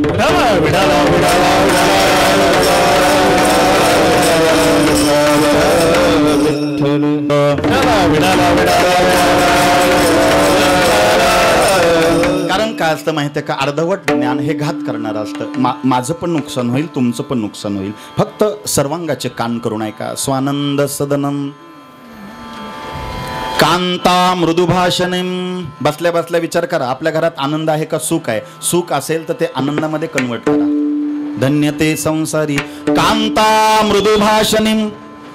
घरामधली स्त्री ज्याच्या गोड बोलते, मृदू आणि मधु बोलते, सॉफ्ट बोलते, धन्यते संसारी. आपल्या घरातली स्त्री गोड बोलते का? हे फार महत्वाचं आहे माझ्या माता भगिनींनो. गोड बोललं पाहिजे तुम्ही. कोणी घरात येऊ द्या, भाऊ दादा केलं पाहिजे. दादा पाणी घ्याल का? हेच आपल्या मुलांवरती संस्कार लागत असतात. आणि त्या वास्तूमध्ये जर तुम्ही असं सौजन्याने वागलं तर ती वास्तू तुम्हाला निश्चितच चांगली फलश्रुती देत असते. पण तुम्ही नाही फिरत, आम्ही फिरतो. मालेगावकडं गेलो होतो मी, तेव्हा माझ्याकडं गाडी नव्हती, मी बसने जायचो. आणि इतका मोठा सप्ताह तिकडं, इतका मोठा सप्ताह, 250 टाळकरी. त्या दिवशी जवळजवळ 18 गायक होते आणि 12 मृदुंगाचार्य होते. इतका मोठा सप्ताह. माझ्या कीर्तनाला त्या दिवशी 39,000 लोक होते. 39,000 त्या दिवशीचा आकडा येतो. इतका मोठा सप्ताह. जवळजवळ 16 वर्षापूर्वीची गोष्ट आहे. पण हे सगळं का घडत होतं? तिथं कमिटी ठरलेली होती आणि नियोजन होतं. वर्गणी मागून आणायची सप्त्यासाठी 8 लोकांची कमिटी वेगळी आहे. बँकेमधले 2 जण नुसते हिशोब ठेवायची कमिटी 2 जणांची वेगळी आहे. आता त्याला 8 दिवस चूल बंद, सगळ्यांनी सकाळ दुपार संध्याकाळ सगळ्यांनी जेवायला जायचं. कडी कुलूप लावून सगळ्यांनी जेवायला जायचं, सकाळ दुपार संध्याकाळ. त्या महाप्रसादाचं नियोजन करणारी 50 लोकांची कमिटी वेगळी आहे. किराणा आणायचा, आज काय बनवायचं, तो किराणा आणण्याची कमिटी वेगळी आहे. तो किराणा आणल्यानंतर तांदूळ, डाळ, रवा निसायचा, साबुदाणे उपास असला, भगर निसायची. 130 महिला भगिनींची कमिटी तिथं वेगळी आहे. वाडेकरांची 750 मुलांची आणि तरुण मुलींची कमिटी तिथं वेगळी. वाडेकरी मग पत्रवाळी कोणी वाढायची ती कमिटी वेगळी. त्याच्यावर लोणचं पापड कोणी वाढायचा ती कमिटी वेगळी. पाण्याचा ग्लास कोणी द्यायचा आणि त्याच्यात पाणी कोणी टाकायचं ही कमिटी वेगळी. कीर्तनकारांच्या तारखा घ्यायची कमिटी तिथं वेगळी आहे. आणि कीर्तनकार आला नाही कीर्तनाला तर त्याला शिव्या द्यायची कमिटी वेगळी आहे. आता कमिटी सांगत होतो, नेमका तिथं माझा नंबर लागला. मी बस स्टँडवर गेलो आणि एक झिपऱ्या वाढेल असं तोंडामध्ये तो गुटखा होता. बाबा आहे का म्हणलं. मग तुला कोण दिसतं, बसा गाडीवर. त्याच्या कमिटी काय होती माहितीये का? बाबाला बस स्टँडवरून घ्यायचं आणि जिथं सोय केली तिथं नेऊन सोडायचं. आपटायचं नाही हो, सोडायचं. ते हात वर गेले चुकून माझे, सोडायचं. ते आलं बसलं. अहो ते मी बसायचा उशीर, त्याने रेस केली गाडी, मी पडलो असतो. अरे म्हणलं हळू. नाही म्हणला माझ्या कमिटीचं काम आहे, तुम्हाला उचलायचं आणि तिथं नेऊन सोडायचं. आता मी अनोळखी माणूस, त्याच्या कमिटीत तो होता, मला कोण एवढं ओळखतं. गेलो त्या गावात एका घरापुढं, ओसरीच्या पुढं त्याने रस्त्यावर गाडी उभी केली आणि हॉर्न वाजवलं. मला म्हणे उतरा. हॉर्न वाजवून म्हणला मावशी. आपला विषय काय चालला? कांता मृदुभाषणी. घरातली स्त्री गोड बोलणारी पाहिजे. ज्या घरापुढं त्याने गाडी उभी केली, हॉर्न वाजव. मावशी काय? बाबा आले बाबा. आणि ते गेलं निघून. मला तिथं उतरवलं. माझी ओळख नाही पाळक नाही. त्याचं काम कमिटीचं होतं, बाबा उचलायचं आणि सोडायचं. ती गेलं निघून. ती घरातूनच म्हणती बस त्या बाबाला म्हणा बरा उपकार केला, आमच्याच वाट्यावर आला, अख्ख्या गावात लोक मेले वाटतं, उठसूट आमच्या घरी. मला म्हणली ती. खरंच सांगा, अशा घरी थांबूशी वाटेल का? कांता मृदुभाषणी. मी जशी बॅग उचलली तसा विचारित गेलो. 2 किलोमीटर अशा भल्या मोठ्या पटांगणात तो सप्ताह होता. आणि तिथं जाऊन बसलो. मी 6 वाजेपासून बसलो होतो, 8:30 वाजेपर्यंत हरिपाठ चालू. इतका तुफान कार्यक्रम. माझ्याकडं कोणीच पाहत नव्हतं, कारण का कमिट्या ठरलेल्या होत्या. ज्यानं ठरलेलं होतं कमिटीत ते जिप्रे निघून गेलं. आणि ती बाई अशी बोलली, मी काला थांबू. शेवटी ज्यानं तारीख दिली होती तो ओळखीचा लागला. तो बाबा 8:45ला पंचपदी चालू होती, 8:30 झाले, जेवले का? म्हणलो मला नाही जेवायचं. नाही जेवण करा, एवढ्या लांबून आले, एसटीने आले, सकाळचे निघेल तुम्ही. एक तर नाशिकवरून एसटी तुम्हाला उशिरा मिळाली. चला जेवायला, चला 15 मिनिटात जेवण होईल, 5 मिनिटं लेट करू, चला बसा जेवायला. मला वाटलं दुसरीकडे नेईल का काय, त्यानं ते बाईच्याच घरी नेलं. मी तर दारातूनच सुरू केलं, दुर्गे दुर्गट भारी तुझबिन संसारी अनाथ हे. म्हणलो मी इड तर येऊन गेलो, मला नाही जेवायचं, मी उपवास धरील पण जेवणार नाही. इड येऊन गेले. म्हणलो मग मावशी, यांना बाहेरून आवाज, मावशी काय बाबा आले होते ना तुमच्याक? ती म्हणली आलं होतं, पण ते जरासं बावळट दिसलं, बॅग घेऊन पळून गेलं. मी कांता मृदुभाषणी. घरामध्ये आनंद पाहिजे, पहिली कॅटेगरी. धन्यते निर्देश केलाय ना, मग तुम्ही त्या कॅटेगरीत बसताय का? घरात सुख नसलं तरी चालेल, काय पाहिजे बोला. हे कीर्तन तुमच्या आयुष्यभर लक्षातच राहिलं पाहिजे, कारण धन्यते संसारी आपल्यासाठी अभंग आहे आणि माझ्या पद्धती ही सोडवायची. ऐका, लक्षात घ्या. हाच अभंग जर मी एखाद्या मंदिरामध्ये घेतला तर त्याची ट्रॅक वेगळी असणार आहे, पण विषयाला धरूनच राहणार आहे बरं का, विषयांतर राहणार नाही. मी 1 सेकंद वाया जाऊ देणार नाही. पुन्हा प्रतिपादन करतो, घरामध्ये आनंद पाहिजे, धन्यते संसारी. घरामधली श्री कांता मृदुभाषणी सन्मित्रम. ज्या घरामध्ये आपल्या मुला मुलींना सन्मित्र, चांगल्या मित्रांची संगत आहे, धन्यते संसारी. म्हणून आज आता ताबडतोब आपले आणि आपल्या मुला मुलींचे मित्र परिवार चेक करून घ्या. फार मोठा घोटाळा इथं. घर मोठं आहे, सगळं ऐश्वर आहे, पण मुला मुलींना संगत चांगली नाही, ते टिकवतील का ते सांगा बरं मला. देशधडीला नेतील का नाही? मग गृहस्थाश्रमामध्ये धन्यते संसारी. तिसरी कॅटेगरी सांगितली सन्मित्रम. आपल्या घरामध्ये मुला मुलींना संगत कुणाची येते चेक करा, कारण माणूस जन्माला आल्याबरोबर दरोडेखोर नसतो, माणूस जन्माला आल्याबरोबर चोरटा नसतो, शिवीगाळ करणारा नसतो. त्याला संगत आणि पंगत सुधरवते आणि बिघडवते. काय मत आहे तुमचं? काय बिघडवते माणसाला? संगत आणि पंगत. कळालं का तुम्हाला? सगळ्यांच्या माना नाही ना हल्ल्या. त्या काकाने अर्धाच तास दिलाय मला, आता त्याच्यात आटपायचंय, तुमच्या मानात हल्ल्या पाहिजे. काय झालं, एका बाईने बाजारामधून, तुमच्याकडे बाजार कधी असतो?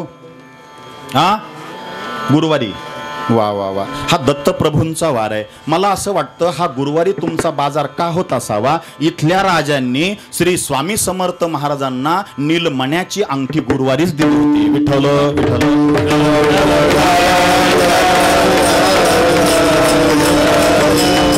आणि ही श्री स्वामी समर्थ महाराज हे साक्षात पूर्ण ब्रह्म दत्तावतारी पुरुष आहेत. आता तुम्हाला इतिहास माहिती आहे का नाही? माझ्यापेक्षा तुम्हाला जास्त माहिती असायला पाहिजे, पण जिथं तुम्ही जाता तिथलं काहीतरी तुम्हाला माहिती असायला पाहिजे.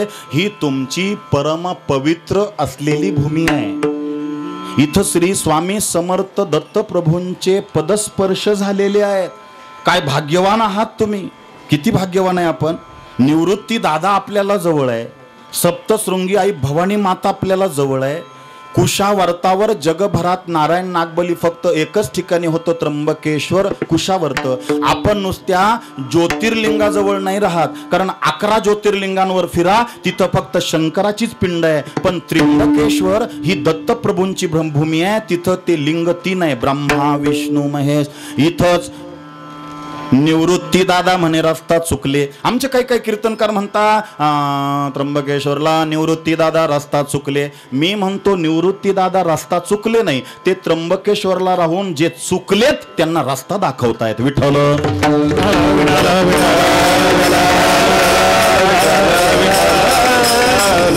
कुशावर्त आमचं इथलंच.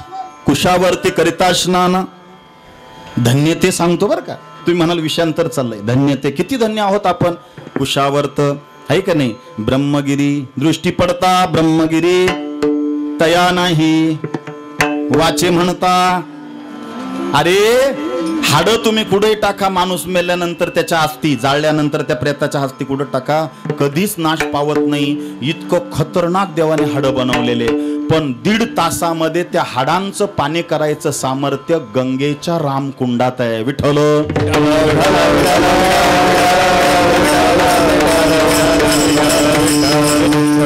धन्य ते. किती अभिमान वाटायला पाहिजे आपल्याला, आहे का नाही? कुंभमेळा कुठं भरतो सांगा? नाशिकला. पण आपले लोक पंचवटीच्या पुलावून जात्या पण कधी पाय बुडवित नाही. आणि कुंभमेळा आला का हर हर गंगे. अरे काळतोंड्या, तू आधी गेला पाहिजे होता. हा, एकाला मी त्या गंगा पूजनाच्या दिवशी खांदवे मंगल कार्यालयात सुट्टा बुट्टात होता. म्हणलं तुम्ही रोज गंगेचं स्नान करायला यायला पाहिजे, तुम्ही पंचवटीत राहत्या. आम्ही भगूरवरून 20 किलोमीटरवरून येतो आणि इथं प्रवचन झालं का मी आता गंगेश डुबकी मारणार, बाटलीमध्ये पाणी भरून नेणार आणि रोज 2 बुचं पाणी त्या बादलीभर पाण्यात टाकून आंघोळ करणार. कारण आम्हाला भगूरवरून 20 किलोमीटर रोज आंघोळीला येता येणार नाही. काका तुम्ही पंचवटीत राहत्या, रोज आंघोळ केली पाहिजे, तुम्ही पंचवटीमध्ये राहत्या गंगेची आंघोळ. तो म्हणला आम्हाला नदीवर जायची काही गरज नाही गंगेवर. म्हणले काय, आमच्या नळाला रोज तेच पाणी येतं. काय करायचं ह्या लोकांना?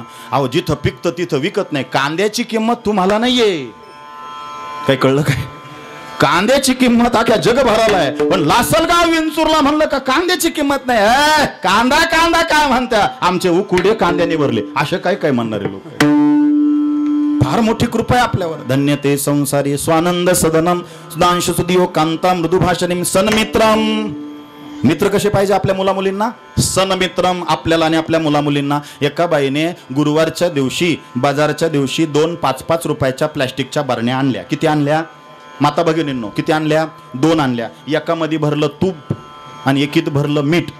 तुपाची होती ती ठेवली काचेच्या कपाटात. कारण 5 रुपयाची बरणी ही पण, 5ची ती पण. तिची थिकनेस सारखी, उंची सारखी, लांबी सारखी, बुचन सारखं, थिकनेस सारखी, त्या बुचनाचे आटे सारखे. पण एकीची किंमत वाढली तुपामुळं. कारण तूप आहे 750 रुपये किलोचं. म्हणून तिने ती तुपाची जपून छानपैकी हळूच कुठं ठेवली? काचेच्या कपाटात. आणि एका बरणीत भरलं मीठ. आता मिठाची किंमत तुपापेक्षा कमी म्हणून ती मिठाची बरणी ठेवली चुल्यावर. कुठं ठेवली? चुल्यावर. आता एकीची किंमत बरणीची कशामुळं वाढली? तुपामुळं. आणि एकीची किंमत कशामुळं? मिठामुळं. मग संगत कोणाची हे कळतंय का तुम्हाला? पण त्या तुपावाली होती ना, ती सारखी डोकून पाहिजे काचेतून त्या चुलीवाल्या बरणीला म्हणायची तू अशीच वाकडी होऊन मर. कारण आवला कोण जाळ लागला का ती इकडं वाकडी व्हायची. कळतं का तुम्हाला आऊल? हा, ज्याच्याकडे चूल आहे त्यालाच कळल. बांगला जरी असला तर छोटीशी चूल किचन मध्ये ठेवायलाच पाहिजे. विठ्ठल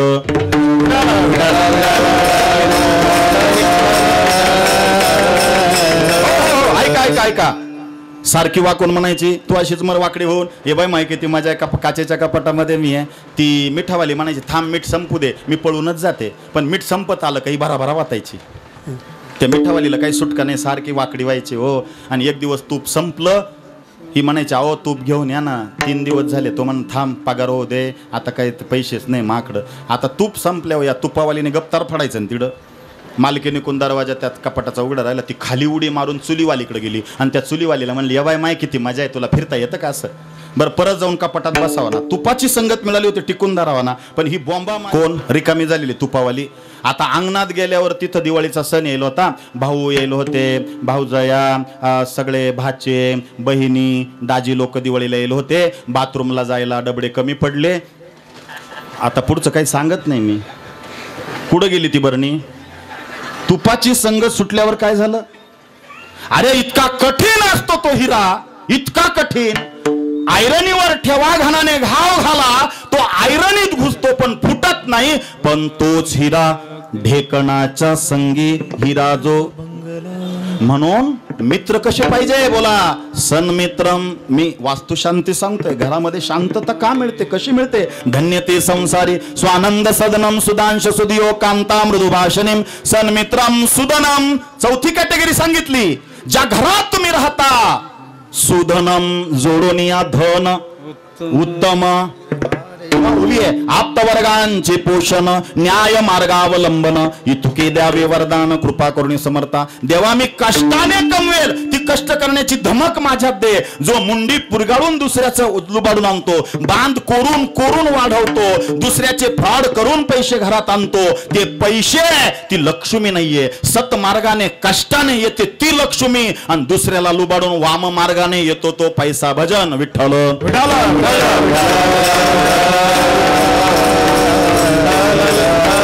रावणाकडे धन आहे, रावणाकडे धन आहे, पैसा आहे, लक्ष्मी नाही. म्हणून ते आमचे जुने लोक जेवायला लोक बसले का माईकवर म्हणायचे, रावणा रावणा असे काय केले, असं काहीतरी आहे ते.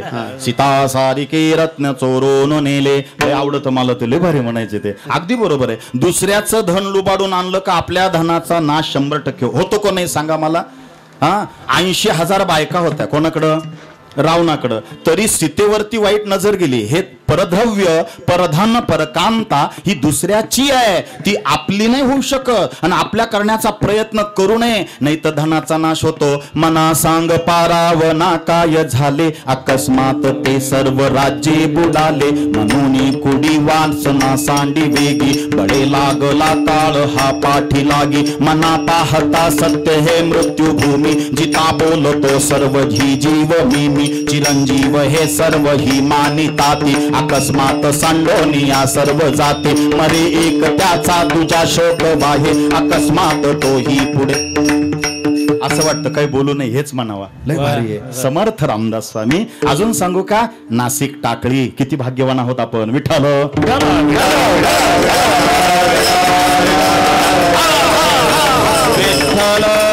सुधनम. धन कष्टाचं आलं पाहिजे. एक सांगू तुम्हाला, 100 रुपये जर घरात आले ना, 100 रुपये त्याच्यातला 1 रुपया काढा आणि तो देवासमोर गल्ल्यामध्ये टाका, आणि वर्षभरानंतर जितके काही जमतील ना ते एखाद्या देव कार्यासाठी मंदिरासाठी देऊन टाका. सुधनम. कारण स्नान से तन शुद्धी, आंघोळ केल्याने रोज शरीर शुद्ध होतं. स्नान से तन शुद्धी, ध्यान से मन शुद्धी, और दान से धन शुद्धी. आता आम्हाला पाकिट मिळतं. हे पाकिट आम्ही रस्त्यात मोजत नाही, घरी गेल्यानंतर ते काढायचं, त्याच्यातली 1 नोट काढून देवापुढं पहिली टाकायची, नंतर ते जे असेल ते वापरायचं. जोडोनिया धन उत्तम व्यवहारे. मला महाराजांनी इतकं मला छान वाटलं ते तुम्ही सांगितलं का मला जे मिळतंय म्हणे बिदागीचं जे काही दक्षिणा, ती माझ्या निवृत्ती दादांच्या मंदिरासाठी, एकदा त्यांच्यासाठी टाळ्या वाजवा. हे आदर्श आहे, हे वैभव आहे. कोटी कोटी धन्यवाद तुम्हाला. फार मोठं धर्माचं काम करताय, आणि हे कोणालाही सुचत नाही. हे कोणाला सुचत नाही. हल्ली आमचे कीर्तनकार इतके व्यापारी झाले ना, ऊस तोड्यांच्या टोळ्या बऱ्या अशा आमच्या टोळ्या झाल्या आहेत. 50,000 गेल म्हणतो कीर्तनकार. किती? एका कीर्तनाचे 50,000. आणि तो माणूस रडत होता, ज्याला तारीख म्हणला मी 35 देऊ शकतो, 50 नाही. म्हणलं तुला ऊस जास्त आहे ना. हो, त्याला सांगा ना. म्हणलं एक काम कर, मी आता सांगतो तसं बोल. ते परत फोन लाव त्या कीर्तनकाराला, त्या 50,000 वाल्याला. त्याला म्हणा तुला 50 नाही 5.5 लाख रुपये देतो, माझ्याही मरेले तिच्या वर्ष श्राद्धाला, माझ्याही फक्त जिवंत कर कीर्तनात. काय कळलं का तुम्हाला? करेल का जिवंत? हे काय चाललंय तेच कळत नाही. पण आजचा विषय माझा वेगळा आहे. जाऊ द्या. कृष्णार्पण. काही चुकलं असेल माफी मागतो. विठ्ठल.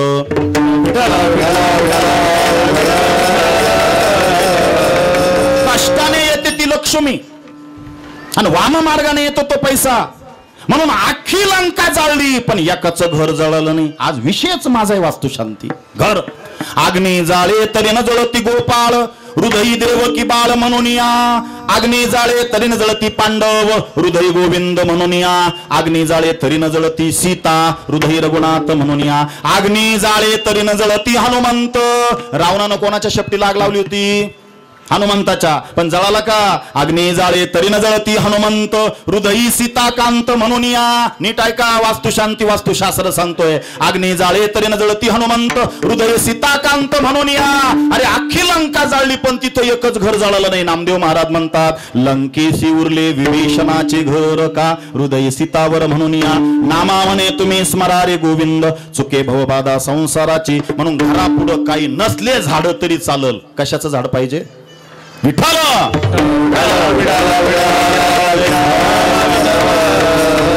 सुदनम सयोस्थिती आज्ञा परासेवका, घरातले नोकर, मळ्यातले कामगार, कंपनीतले कामगार, आज्ञा परासेवकाम आपल्या आज्ञेत असले पाहिजे. स्वानंद सदनम सुधांश सुदियो कांता मृदुभाषणीम सन्मित्रम सुदनम सयोस्थिती आज्ञा परासेवकाम. आतिथ्यम, जो घरी कोणी येऊ द्या त्याला बिना निर्मुख जाऊ देऊ नका. गुळाचा खडा तरी द्याला, चिमूटभर साखर तरी द्या. तुमच्या घरून कृपा करून कोणीही येऊ द्या त्याला निर्मुख. दुश्मन जरी आला तरी त्याला म्हणा चहा घेता का. निर्मुख जाऊ देऊ नका. आतिथ्यम, अतिथी देवो भव. अतिथी कोण आहे? पाहुणा नाही बरं का. ज्याचं तोंड पाऊशी वाटत नाही तो सकाळीच हजर झाला का चहा अर्धा घ्या निघा, त्याचं नाव पाहुणा. आणि तिथी न सांगता अचानक येतो अतिथी, तो देवाचं रूप आहे. आतिथ्यम. आणि नंतर सांगितली 7वी कॅटेगरी शिवपूजनम प्रतिदिनम. ज्या घरामध्ये रोज प्रतिदिन भगवान शिवाचं पूजन होतं, धन्यते गृहस्थाश्रमे किंवा धन्यते संसारी, रोज घरामध्ये भगवान शिवाचं पूजन झालंच पाहिजे. पण काही घरांमध्ये शंकराची पिंड नसते. का शंकराची पिंड नाही? आम्हाला शंकराची पिंड धारतच नाही. म्हणले का? शंकराची पिंड घरात आणली आणि माझा सासरा मेला, शंकराने मारला का? कसला संबंध लावतो तुम्ही देवाशी? शंकराची पिंड देव्हाऱ्यात पाहिजे, त्याच्यावर नंदी आणि नाग नको. घरामध्ये देव्हाऱ्याला 3 पायऱ्या पाहिजे, त्याला कळस नको. पिरॅमिड अष्टकोनी चालल. ईशान्य कोपऱ्यामध्ये तुमचा देवघर देव्हारा असावा. आता सुरू झालं आणि आता समारोपाकडे पण जाणार. लक्ष द्या, हे वास्तुशास्त्र आहे. घराच्या ईशान्य कोपऱ्यामध्ये तुमचा देवघर देव्हारा असावा. ईशान्य कोपरा म्हणजे ईश्वराचा कोपरा आहे. त्याचा अधिपती भगवान शिव आहे, वाहन आहे नंदी, पत्नी आहे पार्वती आणि 2 मुलं त्या कोपऱ्यामध्ये राहतात सोबत गणपती आणि कार्तिक. ईशान्याची दिशा, ईशान्य दिशा पूर्व आणि उत्तरचा जो मध्य येतो, पूर्व आणि उत्तरचा मध्य, ही बाजू. आता आपण ही पूर्व आहे का? ही पूर्वच आहे ना? म्हणजे मला तुम्हाला बसल्या बसल्या ते शास्त्र. ही पूर्व आहे. माझ्या डाव्या बाजूचा जो कोपरा आहे घराच्या, मी पूर्वेला तोंड करून उभा आहे, डाव्या बाजूचा जो फ्रंटचा कोपरा आहे ना, माझ्या डाव्या बाजूचा, तो ईशान्य कोपरा आहे. तिथं देवघर देव्हारा पाहिजे. तिथं टॉयलेट, संडास, बाथरूम, जाड काहीतरी उंच असं जिना तिथं नको. कारण ईशान्य कोपरा इथं वास्तूचं डोकं आहे आणि पाय नैऋत्य कोपऱ्याला आहे. डोक्यावर चुकूनही ईशान्य कोपऱ्याला त्या वास्तू पुरुषाच्या वजन नसावं. जिना, संडास, बाथरूम असेल. तुमच्या घरात सतत आजारपण चालू असतात. तुमच्या घरात कधीच तुम्हाला आरोग्य चांगलं मिळणार नाही.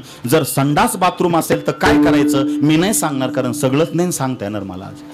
तुम्ही नंबर घ्या, त्या नंबरवरती कॉन्टॅक्ट करा. फोन करताना 5 ते 7च्या दरम्यान करा. न तोडफोड करता तुम्हाला पिरॅमिड पद्धती, कॉपर पद्धती आणि रंगसंगती वापरून वास्तुदोष आपण कमी करू शकतो. ईशान्य कोपऱ्याला देवघर देव्हारा असावा. त्या देवघर देव्हाऱ्यामध्ये 3 पायऱ्या असावा. पहिल्या पायरीवरती उजव्या हाताला देवी, तिच्या शेजारी खंडोबा, त्याच्या शेजारी भैरोबा. पायरी नंबर 2 उजव्या हाती गणपती, रंगनाथ, शंकराची पिंड आणि अन्नपूर्णा. आणि पायरी नंबर 3 वीराचा पितरांचा टाक. चुकूनही पितरांचा टाक देवांच्या रांगेत मांडू नये, कारण बापाचं मुलाचं घरात जमणार नाही. मेलेल्या लोकांचे फोटो घरामध्ये उत्तरेला तोंड करून दक्षिण भिंतीला लावा. आंघोळीच्या नंतर देवपूजेच्या अगोदर तुम्ही त्यांचं दर्शन करताना तुमचं तोंड दक्षिणेला झालं पाहिजे. अर्चिता नाम मूर्तीनाम पितृनाम दत्त तेजसाम नमस्यामी सदा तेषाम ध्यानीनाम दिव्य शक्तिशाम. हा वास्तुशास्त्राचा नियम आहे. नंबर 2 तुमचा येतो शेजारचा उजव्या बाजूचा आग्नेय कोपरा. ही आग्नेयची दिशा आहे. तिचा अधिपती आहे अग्नी. 2 पत्न्यांसोबत तो तिथं राहतो. एकीचं नाव आहे स्वाहा, एकीचं नाव आहे स्वधा. स्वाहा म्हटल्याने देवलोक तृप्त होतात, स्वधा म्हटल्याने पितृलोक तृप्त होतात. स्वयंपाक करीत असताना तुमचं तोंड पूर्वेलाच झालं पाहिजे. तुमचं जे बेसिन आहे, भांडे धुवायची जागा, ती आग्नेय कोपऱ्याच्या उजव्या बाजूला नको, ती तुमच्या डाव्या बाजूला आली पाहिजे. कारण का आग्नेय कोपऱ्यात जर पाणी आलं, अग्नीचं पाणीचं वाकडं असल्या कारणानं घरामध्ये माणूस घराच्या बाहेर गेला शांत, घरात आला का तडतड करतो, तापतो. छोट्या छोट्या गोष्टीवरून कटकटी भांडणं होतात. म्हणून चुकूनही आग्नेय कोपऱ्यामध्ये तुमची बोरवेल नको, विहीर नको, पाण्याची टँक नको, संडास बाथरूम सुद्धा नको. तिथं पाणी धुणे, पाणी भांडे करायची जागा सुद्धा नको. ती जागा ड्राय पाहिजे. पाणी तुम्ही ठेवताना तुमच्या डाव्या बाजूला ठेवा. आग्नेय कोपऱ्यात पाणी नको. चला पाठीमाग. आता आग्नेय कोपरा, ईशान्य कोपरा कुठला सांगितला मी? पूर्व आणि उत्तरचा जो मधला कोपरा येतो हा ईशान्य कोपरा आहे. दक्षिण आणि पूर्वेचा जो मधला कोपरा माझ्या उजव्या बाजूला येतो इकडं, बरोबर, हा आग्नेय कोपरा. इथं तुमचा स्वयंपाक असायला पाहिजे. तिथं जर तुमचा स्वयंपाक पूर्वेला करून तोंड करून जर तुम्ही शिजवीत असाल आणि तो स्वयंपाक करताना ओम नमो भगवते वासुदेवाय वासुदेवाय हा जप करा. आणि जर तुमच्या घरामध्ये व्यसन असतील, लक्ष द्या, वास्तुशांती सांगतोय, ज्याच्यासाठी आलो तेच सांगतोय. हे कोणीच सांगणार नाही, मला खात्री आहे. माझी तळमळ हे तुम्हाला सगळ्यांना वास्तुशास्त्र कळावं आणि तुम्ही अनाभिज्ञ न राहता तुम्हाला त्याचा उलगडा व्हावा. ऐका, जप करताना जर तुम्ही ओम नमो भगवते वासुदेवाय हा जप केला, घरामध्ये सुख शांती समाधान मिळेल जे अन्न खातील त्यांना. आणि जर घरामध्ये तुमच्या आजारपणं असतील, कटकटी भांडणं असतील, विद्यार्थी आणि त्यांचा अभ्यास लक्षात राहत नसेल, सतत आजारपणं असतील, कर्जबाजारीपणा वाढत असेल, तर तुम्ही स्वयंपाक करताना जप करायचा. ओम त्र्यंबकम यजामहे सुगंधिम पुष्टिवर्धनम उर्वारुकमिव बंधनान मृत्युर्मुक्षीयमामृतात् हा जप करता करता तुम्ही स्वयंपाक. आणि नाहीच काही आलं तर राम कृष्ण हरी जय जय राम कृष्ण राम कृष्ण हरी जय जय राम कृष्ण हरे हरी हरी हरी हरी हरी हरी हरी हरी हरी हरी हरी हरी राम कृष्ण हरी जय जय राम कृष्ण हरी जय जय राम कृष्ण हरी. साधा जप करा, साधा जप करा. बघा महिन्यामध्ये काय अनुभव येतो. जर अनुभव नाही आला तुम्हाला घरामध्ये 1 महिन्यात 2 हप्त्यात, माझं कधीच कीर्तन ऐकू नका. मी तळमळीने सांगतो. आग्नेय चला, पाठीमागं वेळ कमी आहे. नंतर येतो तुमचा पश्चिम आणि दक्षिणचा जो कोपरा आहे, म्हणजे माझ्या पाठीमागचा हा या बाजूचा कोपरा, पाठीमागचा तो नैऋत्य कोपरा आहे. नैऋत्य कोपरा हा यमाची दिशा आहे. लक्षात घ्या, यम म्हणजे ती मृत्यूची देवता आहे. आजपर्यंत देवालाही कुणाला सुटलं नाही, कुणाला सुटलं नाही. 1 भी मर गए 10 भी मर गए सहस्र 88 33 कोटी देवता मर गए पड गए काल के फासी. म्हणजे कुणाला चुकत नाही, ती मृत्यूची देवता आहे. नैऋत्य कोपरा, तिथं चुकूनही तुमच्या खड्डा नको, बोरवेल नको, विहीर नको, उकिरडा नको, त्या ठिकाणी तुमचं प्रवेशद्वार किंवा दरवाजा अजिबात नको. ती दिशा कायम पॅक पाहिजे. खिडकी चालल, पण त्या खिडकीलाही सतत पडदा लावून ठेवा. ती दिशा कधीच रिकामी ठेवा नाही. ज्या ज्या लोकांच्या नैऋत्य दिशेला दरवाजा आहे त्यांच्या घरात आत्महत्या घडल्यात, ऍक्सिडेंटने मृत्यू झाला, सतत आजारपण आहे, डिप्रेशन, टेन्शन आहे, कर्जबाजारीपणा आहे, आय जास्त कमी पडतो, वेळ जास्त होतो, इतका त्रास होतो त्या घरामध्ये असल्यास काय करायचं, फोनवरती मी सांगणार आहे. तोडफोड करायची गरज नाही. नंतर येतो तुमचा वायव्य कोपरा. या वायव्य कोपऱ्यामध्ये तुमचा बैठक असावा. कारण कोणी आलं तर त्या वायव्य कोपऱ्यामध्ये बसले का पाहुणे लगेच निघून जातात, काम मार्गी लागतं, तुम्हाला मानसिक त्रास होत नाही. आणि जर त्याच वायव्य कोपऱ्याला तुमचा इकडचा किचन जर वायव्य कोपऱ्याला असेल, त्या बाईला सतत दिवसभर त्या किचनमध्येच राहावं लागतं. कारण वायव्य कोपऱ्याला अन्नदान ज्याला करायचं त्याने वायव्य कोपऱ्याला किचन करायला हरकत नाही. कारण वायव्य कोपऱ्याला अन्न वाया जास्त जातं. तिकडं वायव्य कोपऱ्यामध्ये तुम्हाला पिठाचा डबा 8च दिवस जातो. तेवढ्याच लोकांना, तेवढ्याच पोळ्यांना तोच डबा जर तुम्ही इकडं आग्नेय कोपऱ्याला स्वयंपाक करून पोळ्या केल्या तर तो 16 दिवस डबा तुम्हाला पिठाचा पुरेल. कारण वायव्य कोपरा हा वायूचा चंचल गुण आहे. 4 कोपरे लक्षात आले तुमच्या, पूर्व, पश्चिम, दक्षिण, उत्तर, आग्नेय, वायव्य, नैऋत्य आणि ईशान्य. घराच्या चुकूनही पूर्व आणि उत्तर, पूर्व आणि उत्तर दिशेला उंच वाढणारे झाडे नको. कारण पूर्व ही दिशा लक्ष्मीची आहे, उत्तर दिशा ही कुबेराची दिशा आहे. ती ब्लॉक व्हायला नको, तिकडं जडत्व नको, तिकडं उतार असायला पाहिजे. काय असायला पाहिजे? उतार असायला पाहिजे. मग उंच वाढणारे जे झाड आहे, आंबा असेल, फणस असेल, नारळ असेल, जे उंच वाढणारे, निर्गली असेल, ते झाडं तुम्ही पश्चिम आणि दक्षिण बाजूला घराच्या लावू शकता. पण तेही घराच्या 20 फूट अंतराच्या बाजूला.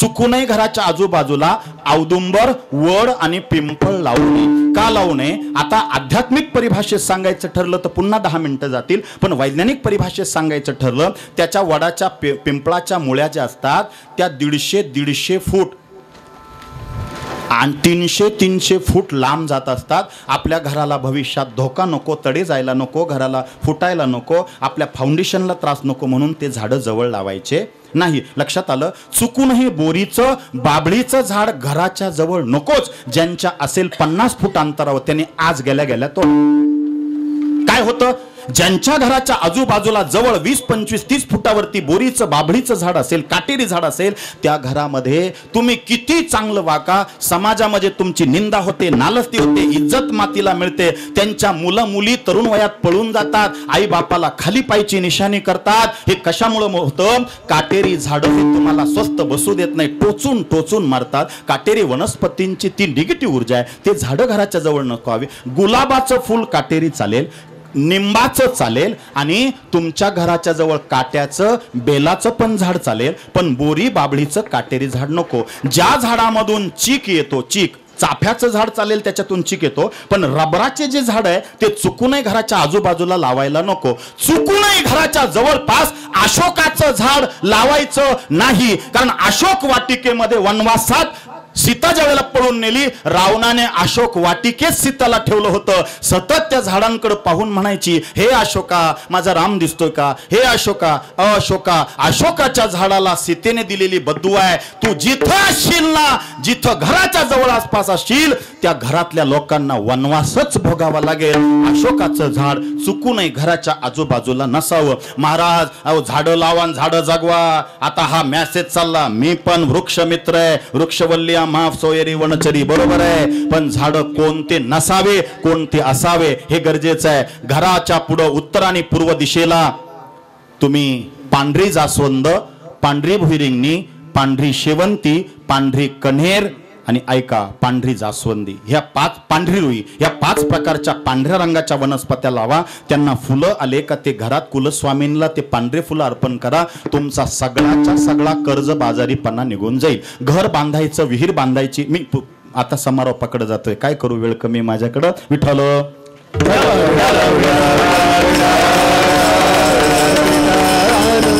धन्यते संसारी. मी 8 कॅटेगरी सांगितलंय. स्वानंद सदनम सुदांश सदयो कांता मृदुभाषणीम सन्मित्रम सुदनम सयो स्थिती आज्ञा परासेवकम आतिथ्यम शिवपूजनम प्रतिदिनम मिष्टान्नम पानम गृही. आतिथ्य केलं पाहिजे, शिवपूजन त्या घरामध्ये झालं पाहिजे. म्हणून मी वाचून थोडं सांगितलं. धन्यते संसारी प्रतिदिनम मिष्टान्नम पानम गृहे. घरामध्ये कधीही मांसाहार करू नये. खूप बोलण्याजोग आहे. मिष्टान्नम पानम गृहे. मिष्टान्न म्हणजे शाकाहार बरं का, गोड गोड नाही, मिठाई नाही, बालाजीचा बेत नाही. शाकाहार घरामध्ये घेतला पाहिजे, कारण मांसाहार हा खाण्याचा आपल्याला अधिकार नाही. ज्या घरामध्ये मांसाहार शिजवला जातो त्या घरामधलं आरोग्य आणि आयुष्य निश्चितच कमी होतं. डायबिटीज, हृदयविकाराचा झटका, ब्लड प्रेशर आणि सतत घरामध्ये आजारपण असतात. याला दवाखान्यातून आणलं का त्याला न्यायचं, तो आणला का त्याला न्यायचं, सतत अनारोग्य असतं, आरोग्य नसतं त्या घरामध्ये. म्हणून मांसाहार करायचा नाही, कारण बकरू मारताना त्याला गुदगुल्या होत असतील काय. घास कापता तुम्ही, गवत कापता, भाजी कापता, भाजी कापता कापता जर बोटावरून सुरी फिरली, वेळी फिरली तर गुदगुल्या होता काय, किती वेदना होता. मग ते बकरू मारताना तुम्हाला शाप देईल का, बद्दुआ देईल का, आशीर्वाद देईल, सांगा बरं मला. मांसाहार करण्याचा अधिकार घरातल्या कुटुंबातल्या माणसांना, मनुष्याला नाही. मांसाहार करण्याचा अधिकार ज्याचे गोल डोळे आहेत, ते जिभेने पाणी पितात, ज्याचे पुढचे 2 दात सुळे आहेत, जे 4 पायावर आडवे उभे राहतात, जे हिंस्र पशु आहे, त्यांना मांसाहाराचा अधिकार आहे, माणसाला नाही. मिष्टान्नम पानम गृहे साधो संगमो सदा हि सततम धन्यते गृहस्थाश्रमे. कोण? धन्यते संसारी दयावंत जे अंतरी. आणि इथं आल्यानंतर तुम्ही काही करा न करा, पुण्य ते परोपकार, पाप ते परपेडा. आपण परोपकार करण्यासाठी इथं आलो. अभंगाचं 2रं चरण पटकन. येथे उपकारासाठी,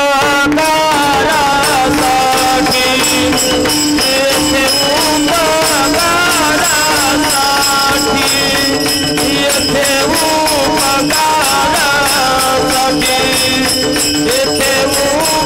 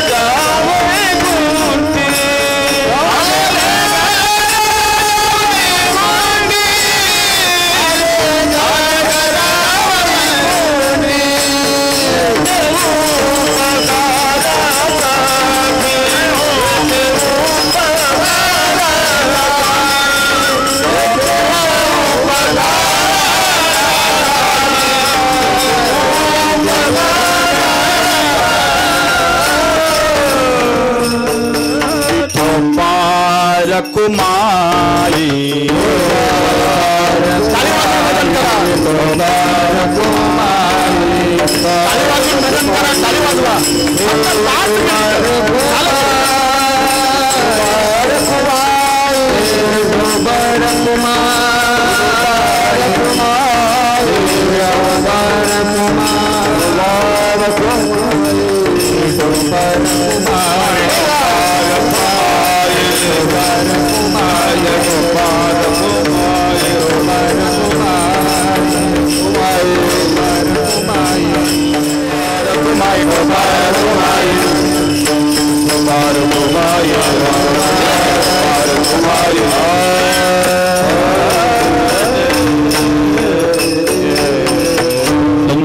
संसारी दयावंत जे अंतरे येथे उपकारासाठी आले घरजा वैकुंठी लटिके वचन नाही देही उदासीन येथे उपकारासाठी आले गरजा वैकुंठी विठ्ठला विठ्ठला विठ्ठला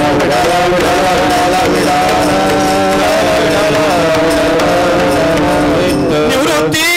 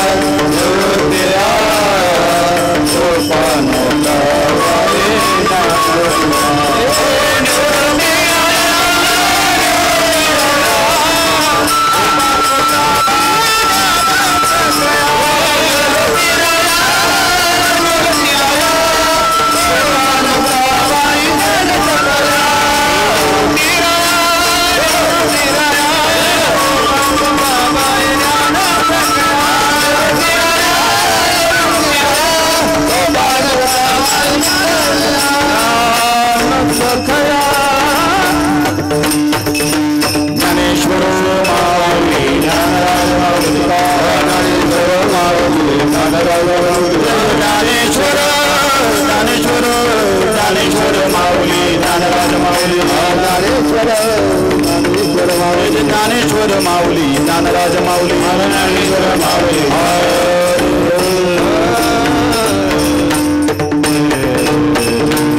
संसारी दयावंत जंतरी येथे उपकारासाठी आले घरजा वैकुंठी लटिके वचन नाही देही उदासीन ते कधी खोटं बोलत नाही देहावरती उदासीन असतात येथे उपकारासाठी आले घरजा वैकुंठी हे संसारिकासाठी दिलेले गोड असे वचन आहेत फार सुंदर अभंग आहे पण काय करू कार्यक्रम उशिरा सुरू झाला म्हणून थोडासा उशिरा पुढे गेलाय जे उशिरा लोक आले त्यांना असं वाटत असेल काय बाबा किती वेळ लांबवलंय पण तसं नाहीये कार्यक्रम उशिरा सुरू झाला जर 10ला चालू झाला तर 10 ते 12ला बरोबर संपला असता आहे की नाही 11ला कार्यक्रम चालू झाले तर थोडंसं पुढे जाणारच आहे मी 2च मुद्दे सांगतो आणि थांबतो फार महत्वाचे आहे घर कुठं बांधावं जागा कशी निवडावी कुणाला पंडिताला बोलवायची गरज नाही तुम्ही स्वतः परीक्षण जागेचं करू शकता जिथं तुम्हाला घर बांधायचं तिथं तुम्हाला विहीर खोदायची जिथं बोरवेल करायची जिथं तुम्हाला यज्ञ करायचा आहे ती जागा चेक करत असताना माझ्याकडे लक्ष द्या फार महत्वाचं सांगतोय ऐका लक्ष द्या जिथं घर बांधायचं तिथं 1 बाय 1चा खड्डा खोदायचा आहे त्याची माती त्या खड्ड्याच्याच बाजूला ठेवायची कळशीभर पाणी टाकायचं पाणी कसं जिरतं ते पाहायचं पाणी जर पटकन जिरून गेलं तिथं विहीर चालणार नाही पाणी नाही लागणार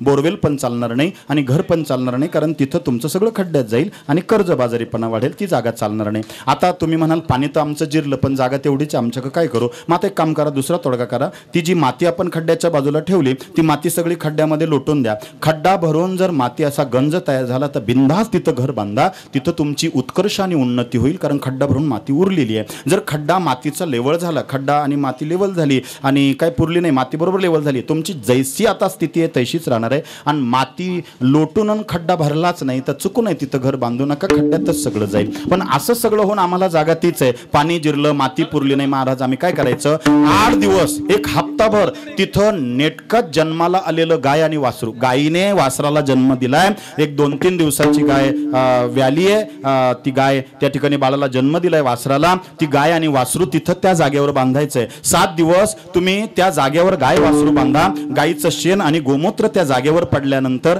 कितीही वाईट जागा असू द्या, ती जागा पवित्र होत असते. आणि ज्यावेळेला ते वासरू गायीला बिलगून दूध पितं आणि दूध पिता पिता त्या वासराच्या तोंडाला जो दुधाचा आणि आपल्या लाळेचा फेस येतो, तो फेस जर त्या जमिनीवर पडला, कितीही जागा भंकास असू द्या, भयानक असू द्या, तिथं स्मशानाची जागा असू द्या, कितीही तिथं दोष त्या जागेत असू द्या, किती वास्तुदोष असू द्या, 7 दिवस गाय तिथं बांधली तर ती जागा पवित्र होते. असं मी ठाण्याला सांगून आलो आणि दुसऱ्या दिवशी एका बाईने फोन केला, ती म्हणली आमच्या का गाय नाही, म्हैस बांधली चालेल का?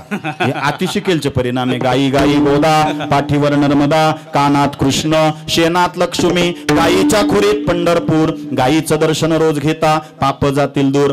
तुमच्या हप्त्याकाठी गायीच्या शेणाने घरापुढे अंगण सारवा, अंगण सारवायचंच हप्त्याकाठी गायीच्या शेणाने.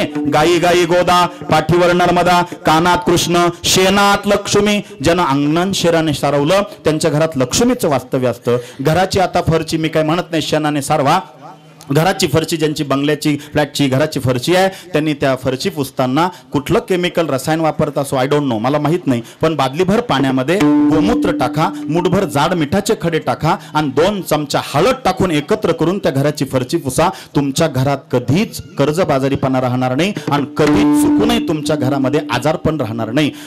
वर्षातून एकदा एका पौर्णिमेला शेवटचा तोडगा आणि पूर्णविराम. लय बोललो मी पण लय बोलायचं राहूनच गेलं. वास्तुशांती स्पेशल कीर्तन आहे हे, म्हणून त्यासाठी मी हे बोलतोय आणि सगळ्यांच्या भल्यासाठीच आहे म्हणून बोलतो. एक पौर्णिमेला वर्षाकाठी 21 तुळशीच्या काड्या घ्या, 3 इंच इतक्या लांब तुळशीच्या साधारण एवढल्या काड्या घ्या, छोट्या छोट्या घ्या, त्या वाळलेल्या असाव्या. माझ्या हातात धागा दिसतो किंवा फेट्याचा रंग दिसतोय तुम्हाला, अशा रंगाच्या धाग्याने त्या 21 काड्या 3 वेढे गुंडाळा.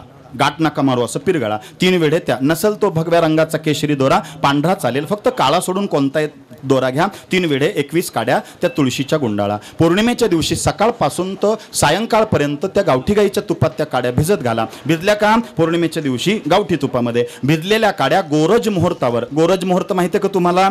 हां, गोरज मुहूर्त पत्रिकेतलं नाही बरं का, पत्रिकेत लिहिलं असतं गोरज मुहूर्तावर लग्न लागतं रात्री 9:30ला. याच्या बापानं पाहिलं गोरज मुहूर्त.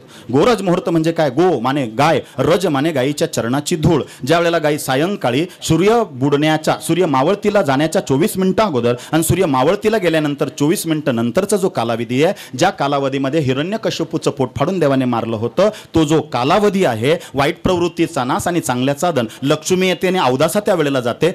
सायंकाळी घरी वासरांच्या ओढ्याने गायी पळा पटा पटा पटा अशा घोळक्यामध्ये जथ्याने चालत येतात आणि गायींच्या पायाची धूळ आकाशात रजकण उडले. गो रज, गायीच्या पायांची धूळ आकाशात उडली आणि मावळणाऱ्या सूर्याचं किरण त्या धुळीवर पडलं. त्या धुळीचा सूर्याच्या मावळतीला जाणाऱ्या किरणाने जो रंग तयार होतो त्या रंगाचं नाव आहे पांडुरंग. आज कळलं का तुम्हाला? पांडुरंग. तो जो मुहूर्त आहे त्या मुहूर्तावर त्या काड्या पेटवायच्या. निरंजनीत घ्या, दिव्यामध्ये घ्या किंवा पंथीत घ्या. भिजलेल्या काड्या ना तुळशीच्या 21 त्या पेटवायच्या आणि पांडुरंगाची आरती करायची. योगे 28 विटेवरी उभा, नाही जमलं क्लीम कृष्णाय गोविंदाय गोपीजन वल्लभाय स्वा. देवासमोर ओवाळायचं. माझा हात कसा ओवाळला जातोय पहा. देवाला ओवाळताना अर्धचंद्रच ओवाळायचं, गोल नाही. गोल हे मेलेल्या लोकांच्या फोटोला ओवाळायचं, कारण शून्यातून देवाने विश्व निर्माण केलं. हे पंडित लोक मंदिरात असंच ओवाळायचे, पण ओवाळता त्याला चक्कर आले, त्याने असं करून टाकलं, म्हणून ते अर्धचंद्र देवाला ओवाळलं जातं. देवाला गोल कधी ओवाळायचं नाही.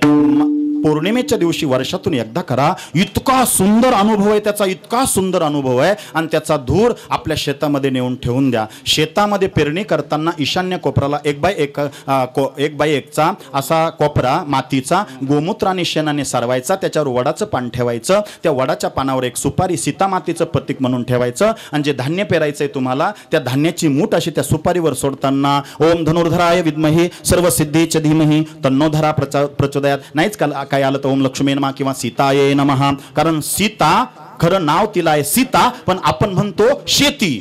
तिचं खरं नाव काय आहे? सीता. म्हणून तिचे अशी पूजन करा, अभिषेक करा आणि पहिलं पेरणीचं तास ट्रॅक्टरने पेरा, तांबरीने पेरा, उताने बैलांनी पेरा, कसंही पेरा, नागरा मागं पेरा, पण पेरताना पहिलं तास प्रदक्षिणा जशी आपण मारतो अशी उजवीकडून डावीकडं, तसं प्रदक्षिणेचं एक तास पेरा पहिलं वावराच्या कडेकडेने. नंतर सूर्याची किंवा सव्वाची पाळी लावून ती तुम्ही पेरू शकता. पीक तुमचं उत्कृष्ट येईल. शेतकऱ्यांसाठी ही महत्वाची बाब आहे. काही पीक राहिलं का ते ईशान्य कोपऱ्यामध्ये सोंगायच्या वेळेला तसंच ठेवायचं, त्याची हळदी कुंकवाने पूजा करायची, नंतर ते सोंगायचं आहे. तसं सोंगायचं नाही, त्याच्यामुळे धनधान्याची समृद्धी होईल, शेतातला कर्जबाजारीपणा कमी होईल. लई बोललो, लई बोलायचं राहून गेलं. झालेली सेवा परब्रह्माच्या चरणी समर्पित करतो. येथे उपकारासाठी आले गरजा वैकुंठी, मधुरावाणी ओटे तुका म्हणे वाव पोटी. येथे उपकारासाठी आले गरजा वैकुंठी, कोण धन्य ते संसारी. म्हणून या घरामध्ये राहणाऱ्या सर्व सदस्यांना सुख शांती समाधान मिळो, कर्मधर्म संयोगाने ईश्वर त्यांचं कल्याण करो. या व्यासपीठावरून मला आशीर्वाद देणे इतका मी इतका मोठा नाहीये, पण माझ्या साधनेच्या बळावर सांगतो, या घरात सुख शांती समृद्धी लाभो, आयु आरोग्य त्या कुटुंबातल्या सगळ्या व्यक्तींचं हो, गळ्यात तुळशीची माळ पडो, पंढरीची वारी घडो, घरामध्ये रोज गोड नाम माझ्या पांडुरंगाचं त्यांच्या मुखामध्ये चाल म्हणायची का. मधुरावाने बोटी, मधुरावाने बोटे, मधुरावाने बोटे, मधुरावाने बोटे,